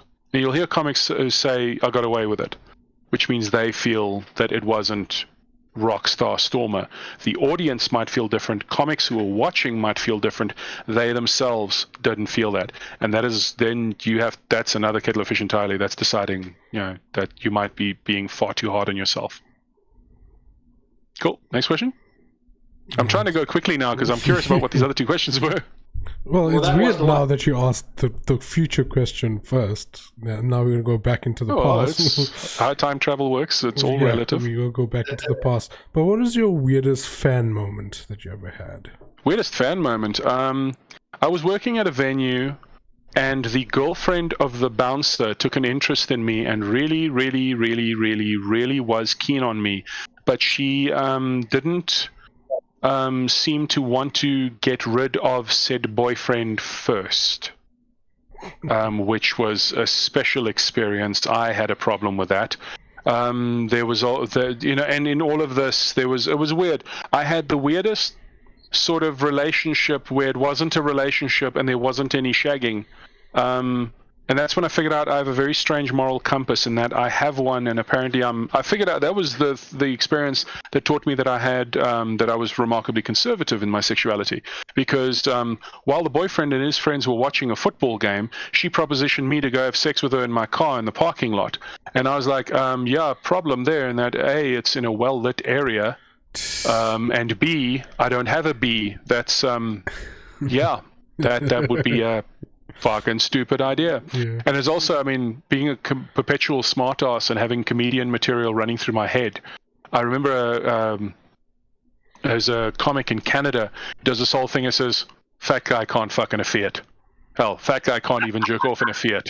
Well, you can, but you're honking the horn. They know where you are. And it's, by the same token, I looked at my Mazda and I was like, yeah, people are going to see that suspension rocking. So I'm not a small person. You know this. The two of you have met me.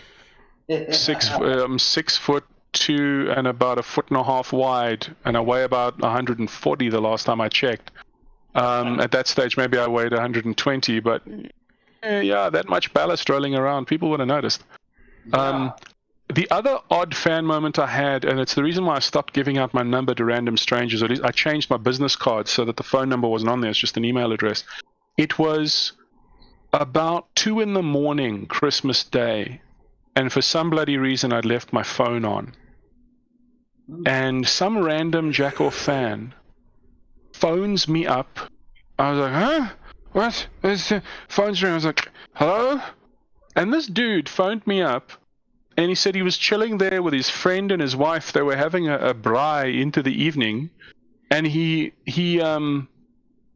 I said hello. He passed the phone to his wife. I said hello to her, and I don't know if I just imagined things, but I could hear in her voice she was going, oh, Jesus, I wish I wasn't involved with you. Just this embarrassment in her voice. But the bit was this, he wanted me to tell a joke to his friend. And I'm at my parents' house, and the rest of the family is all sleeping in different rooms. And I remember I had the phone in my hand, and he says he wants me to tell a joke to his friend. I remember just loudly saying, oh, fuck off. And I switched off I hang up my phone. I switched it off. I don't know if I forgot switching it off or what, but I remember tossing it across the damn room, and now I can't fall asleep. It's probably the adrenaline, but in my mind I'm thinking, I can't fall asleep because the bastard's going to phone again, and he's just going to wake me up again if I try to go to sleep. It took me about maybe 45 minutes to get back to sleep, and then by the next morning, in the morning, I realized the phone was off, but I was just sitting going, yeah, I mean, I don't really have weird fans. I've been very lucky in that regard. Yeah, in the sense of, you know, I've met people who can recite my material back to me, and that's very useful because a lot of the times it's material I forgot, and so then I write it down, and so now, hey, I got new material again, and stuff that I haven't performed in like 6 years. So that's been cool. I haven't really had many like overbearing fans, people that cross the line between fan and think they're now a friend, and that's when it gets weird. That hasn't really happened. I've been very lucky in that regard. Most if not all of the people I've dealt with have manners, and you know, there is a line, and yeah, I'm very thankful for that. I've been lucky in that regard. But yeah, those two moments stick out in my mind. Next. No, you're rude. That's it, dude. There are no more questions. We're done. What about rude? What about rude? You have my attention. No, I was saying. Oh. Not rude. A normal person? Oh god, she's far from normal, but that's beside the point. I think normal is a vastly weird term. Normal is what is normal for you. I just randomly people like you. I'm like, hey, you want to do this? That's fine. About a week and a half ago or more, I got a message from a friend of mine who is studying in Moscow. He's dating a Russian comedian. He said, listen, she runs this podcast about comedy. She interviews comedians. Can I put the two of you in touch with each other? I was like, sure.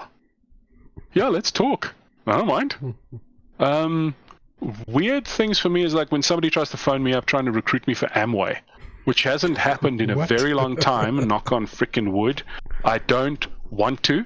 I did that dance when I was still just out of varsity, and no. We've all done that dance, dude, to be honest. Yeah, it's one of those big warning signs. If you suddenly get a phone call to attend a braai from someone you haven't spoken to in 15 years. Yeah, and you're like, no. Dude, fuck off. Can I show you something? Please? Half an hour of your time or something like that. Oh, my best. It happened with Claire, where somebody that she was like vaguely acquainted with said, you know, because they knew each other because they traveled the same route on the Gautrain for a long time. And yeah, it was a pleasant enough guy. And so he asked them, can we meet up at Monte Cassino for a coffee? And I was like, I'm going with you. Because there was something about what he said that immediately set off my alarm bells. And so we go, and this dude's brought his business partner with him. I was like, fuck, there we go. Ding, ding, ding, ding, stop the clock. And, you know, I mean, fucking hell, it's like, I can remember there's people that there's a physiotherapist, a friend of mine's physiotherapist that tried to sign them up to timeshare. I'm like, really? You've got me half naked on the frickin' on this bench here, and now you want to discuss Plettenberg Bay? That means I will forever associate the knot in my back with Plettenberg Bay. This is not good marketing.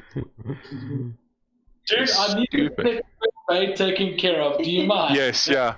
I've got a severe case of the strand in my back. If you could just yeah, I've got koppies right here in my neck. If you're going to timeshare in koppies, you've got other problems. I've never seen that town. I was towed into it when my car broke down in the middle of the night, but I've never seen it in daylight. It was very, very surreal where you're being towed into a town and you're only... I don't know if they switched off all the lights, but there were very few street lights. I remember going into the town, looking around going, oh, this is the town where Resident Evil happens. Although more realistically it would be much larger. I mean, it's amazing how Raccoon City got bigger and bigger with every game. Like eventually it became the city with skyscrapers. Oh, what the fuck is this now? When did they ever become skyscrapers? I don't remember there being skyscrapers in Resident Evil. Skyscrapers, you see them in the original Resident Evil 3 when the missile hits the city and it destroys it. You can see these tall buildings in the center of the city.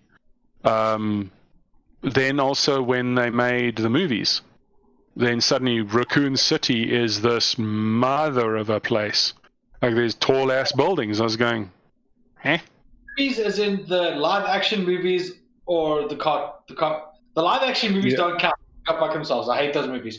Anyway. I don't mind. I knew they were going to be jumping the shark. Shit, they not just jumped the shark, they jumped the shark, strapped wheels to it and a jet booster, flew it to the moon and fought the crab people. Yeah, exactly. It was fucking bullshit. But anyway. Yeah. Yeah. This is the problem with ADD and dyslexia, dude. You forget things.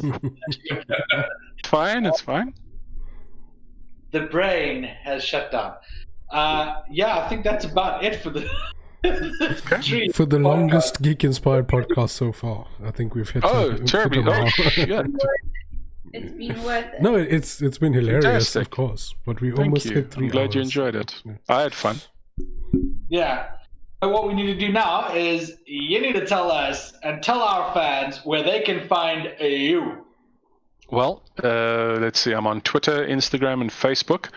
On Instagram is V the Jester, as in the letter V, the Jester. Same goes for. Well, no, that I use that handle only one other place, and that I don't think that social media platform exists anymore except for porn. You know which one I'm talking about. So on Instagram it's V the Jester, on Twitter and also I believe on Facebook it's at Vittorio Leo. That's VITTORIOLEO, Vittorio Leo. You can find me on YouTube, just literally search for my name, Vittorio Leonardi. And yeah, you'll know when it's me. It's just content that's just me doing stand-up and doing other oddball stuff. There is one Let's Play attempt that I did of the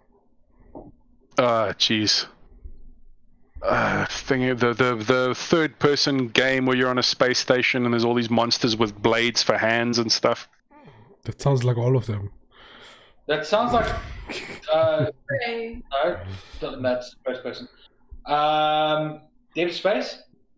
Yeah, Dead Space, yeah. I was doing a Let's Play of Dead Space, and yeah, I didn't have the sound right, but it's still fun because I'm still heckling the thing as I go. It's how I get over being jump scared. But yeah, for true jump scaring, play Dead Space 2. Frickin' hate jump scares. I hate them on a monumental level. That's something that needs to disappear out of films. If you can make a horror film without any bloody jump scares and just frighten people using atmosphere, well done, you can stay. No, they're quite a few. Oh, and there are some out there that can do that. no, there are tons, but you have to look for them. Oh, and I would like to see what are they called? A found footage horror film with a plot. Yeah, that would be nice. with an ending that is it's my challenge to the horror movie makers of the world. Make a found footage horror film that's ending is not and they all died the end. Because I get it. You found the footage, therefore everybody... But that said, I saw what is not really a found footage film. It's a first-person point of view film. It's not Hardcore Henry. That was... That's a gore film with an extremely big budget. There's a zombie film that's been done in first person as well. That's very, very weird. Very violent as well. But yeah, the freak out factor on it is quite high, especially if you watch it on a decent system and decent headphones. But yeah, I can't remember the name of this film, but basically this dude is a weird concept, but it's the best reason I've seen for why you carry on filming. Why are you still filming? Guy has an accident, loses an eye. He then makes a false eye with a video camera in it. With this high definition camera, and he tests it out on this camping trip him and his wife and his friends go out on. And then an alien incident happens. And the rest of the film is this alien trying to kill them. And it is creepy as fuck. And it does answer the question of why are you still filming. I mean, the day that they invent a camera that actually creates peripheral vision and is filming in that cone, which is hard to do because you need the ability to look around for that peripheral vision thing to happen. But the second they can create that field of vision when you're watching a film, that's when it'll feel more real. Yeah. But I mean, because immersion's the biggest thing now. I mean, they can't do it with VR. VR still makes everybody want to puke. But yeah, it was. Yeah, I mean, some of us are and some of us are not. I mean, like, I can play first-person shooters, but it takes me a while to get into it when someone's playing a first-person shooter and I watch a Let's Play. That after a while I sit there. I'm very happy I'm sitting because I would not be doing well otherwise. Yeah. But yeah, in the time I've been warbling, has any other question popped up? No. It's sounding hot. Up though on your found footage story. Yes. One of our friends, Blue Monkey Waza, is actually writing a script with that idea behind it, where the people actually survived. They found and there's someone alive. It wasn't really a found footage. I would say that's a passed-on footage. Because, they survived. I don't really know the whole story behind it because he's not done with it yet. But he said he's busy writing something like that. Cool. There was there's been a few of them where they do find this people alive and that sort of thing. But it's weird. That sort of an ending is always left like as a secret thing halfway through the credits. I'm going, dude, that's the equivalent of hiding your ending in the DLC. Okay? Stop it. Oh, jeez, I hate that. I mean, Troll Hunter was one of those things where the ending makes no sense. Where they had an ending. And then extra shit got tacked on. Like a PA got a hold of a typewriter and went, I can use your PC here, and it made it into the script and they filmed it because the writer wasn't there that day. And you're going, what? This film was awesome up until this bull crap happened. What? What is this horse shit? Yeah, it's literally, it's a thing. Dear ass faces. It's the best impression of a whiny person on the internet. This is before social media, where you used to get guys you'd write in on email and it's going, dear ass faces, somebody on the internet is wrong. Meh. And they were every bloody way, and now they've just gone into social media. It offended you. Oh my god. Best line I've heard about that is, again, Steve Hughes' brilliant Aussie comic says, oh, you're offended. And being offended, it was Bill Maher that actually said it, being offended doesn't work. It doesn't work anymore. Saying you're offended doesn't mean shit. No, it doesn't. It doesn't do shit. It's like Billy Connolly was the first person I ever heard talk about it. It says, if you're offended, fuck off now. Like, don't sit through the whole show and then tell me it annoyed you. Fuck off now. Yeah, leave now or just, like, shut up. Yeah, don't sit through the whole show, then come to me and demand a refund. If something offended you, come to me, I'll give you your cash, and then you can piss off. You're not going to get through the whole show. It's weird. It's like people watching a movie hoping for a decent ending. Yeah. No. I've had that with comedy shows where it's like you see it with open spots who are told to do 5, and at 4 minutes, 3.5 even, it becomes blatantly obvious they don't know what they're doing. Yeah. And so they then, for the next 3.5 minutes, carry on digging themselves into another bloody hole, and you're just going, dude, you're looking for a punchline where there isn't one. Go. There's no shame in leaving. I mean, that's one of the number one questions that comics get asked. What do you do if you die on stage? Well, finish your set, take your bow, and you leave. Because the reality is, in the end, you're still getting paid. Yeah. Your job is to do your job. And then you, okay, done now. Bye-bye. So, right, so that's in there. You've plugged where you've been and continue the conversation slightly further. Yeah, sorry about that. So, Facebook, Instagram, Twitter. You can find me there. My website is vittorioleonardi.co.za, I think. It's weird. I always get confused. Is it .co.za or .com? So it's .co.za. Yay. On YouTube is where you will find my one-man show. It's all geek to me. The full show is there for free to the fans. 1 hour, 16 minutes of geek stuff where you don't have to figure out whatever the hell is going on here. It's like that's how metalheads film things. It's dual metalhead rock star fuck you style. Anyway, that's our day kicking in. Okay, Vittorio and I should shut up now. Yes. We're noisy people. No. Okay, Tunes. Yes. Tunes, where can we find you? Oh, you can find me all over the internet at Geekoscopy. And if you can't see it properly on Twitch, I'm going to flip my picture. Oh, magic. Hey! I can read it both ways though, so I'm fine. You can read it both ways. Yes, that's some live editing. Yes, he swings both ways. Yes. Some live editing for you right there. I can even do this. So that pad in the background said I can even do that as well. If you like. Meanwhile, you're not confusing me. So yeah, at Geekoscopy on the internet, except for Yahoo and MSN and AIM.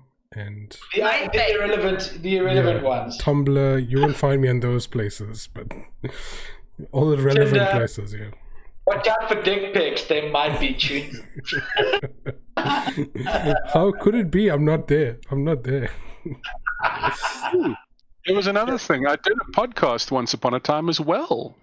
Oh, so, yes, Urbane Myths it was. I did about 13 episodes, and then life stopped me from doing it. But if you're looking for 13 episodes of weird stuff that happened in South Africa, like X-Filesy type of stuff, you can check it out. Urbane Myths. Like Tokomosh Google that. And Highway Sheila and stuff like that. I will definitely do that. So this has piqued my interest. Mm-hmm. But anyway, okay, yes, from us here, the SA Geeks, all the way up in the land of Scots, we are on Twitch. You know what? Fuck it. Everywhere where it's relevant, I'm not going to actually mention all of it. It kills me every time I have to do it. All social media that's relevant, including TikTok. Because we're weird, so obviously we're there. Just so you know. But anyway, guys, that's it. That's a wrap. Vittorio, dude, thank you so much for joining us. You are, as always, a hoot and a half. Thank you very much. Thank you for Thanks for having me on, guys. This was a lot of fun. Yeah. It was a lot of fun to have you on board and watch it and enjoying the stream with us. Cheers, as always, shot for like hosting. Thank you. To everyone who's out there busy watching us at the moment, you guys rock. You're the ones who keep us going. So just remember that, march on us. All right, and finally, as we always say it. Bye! I'm not going to pause and wave here forever, Angel.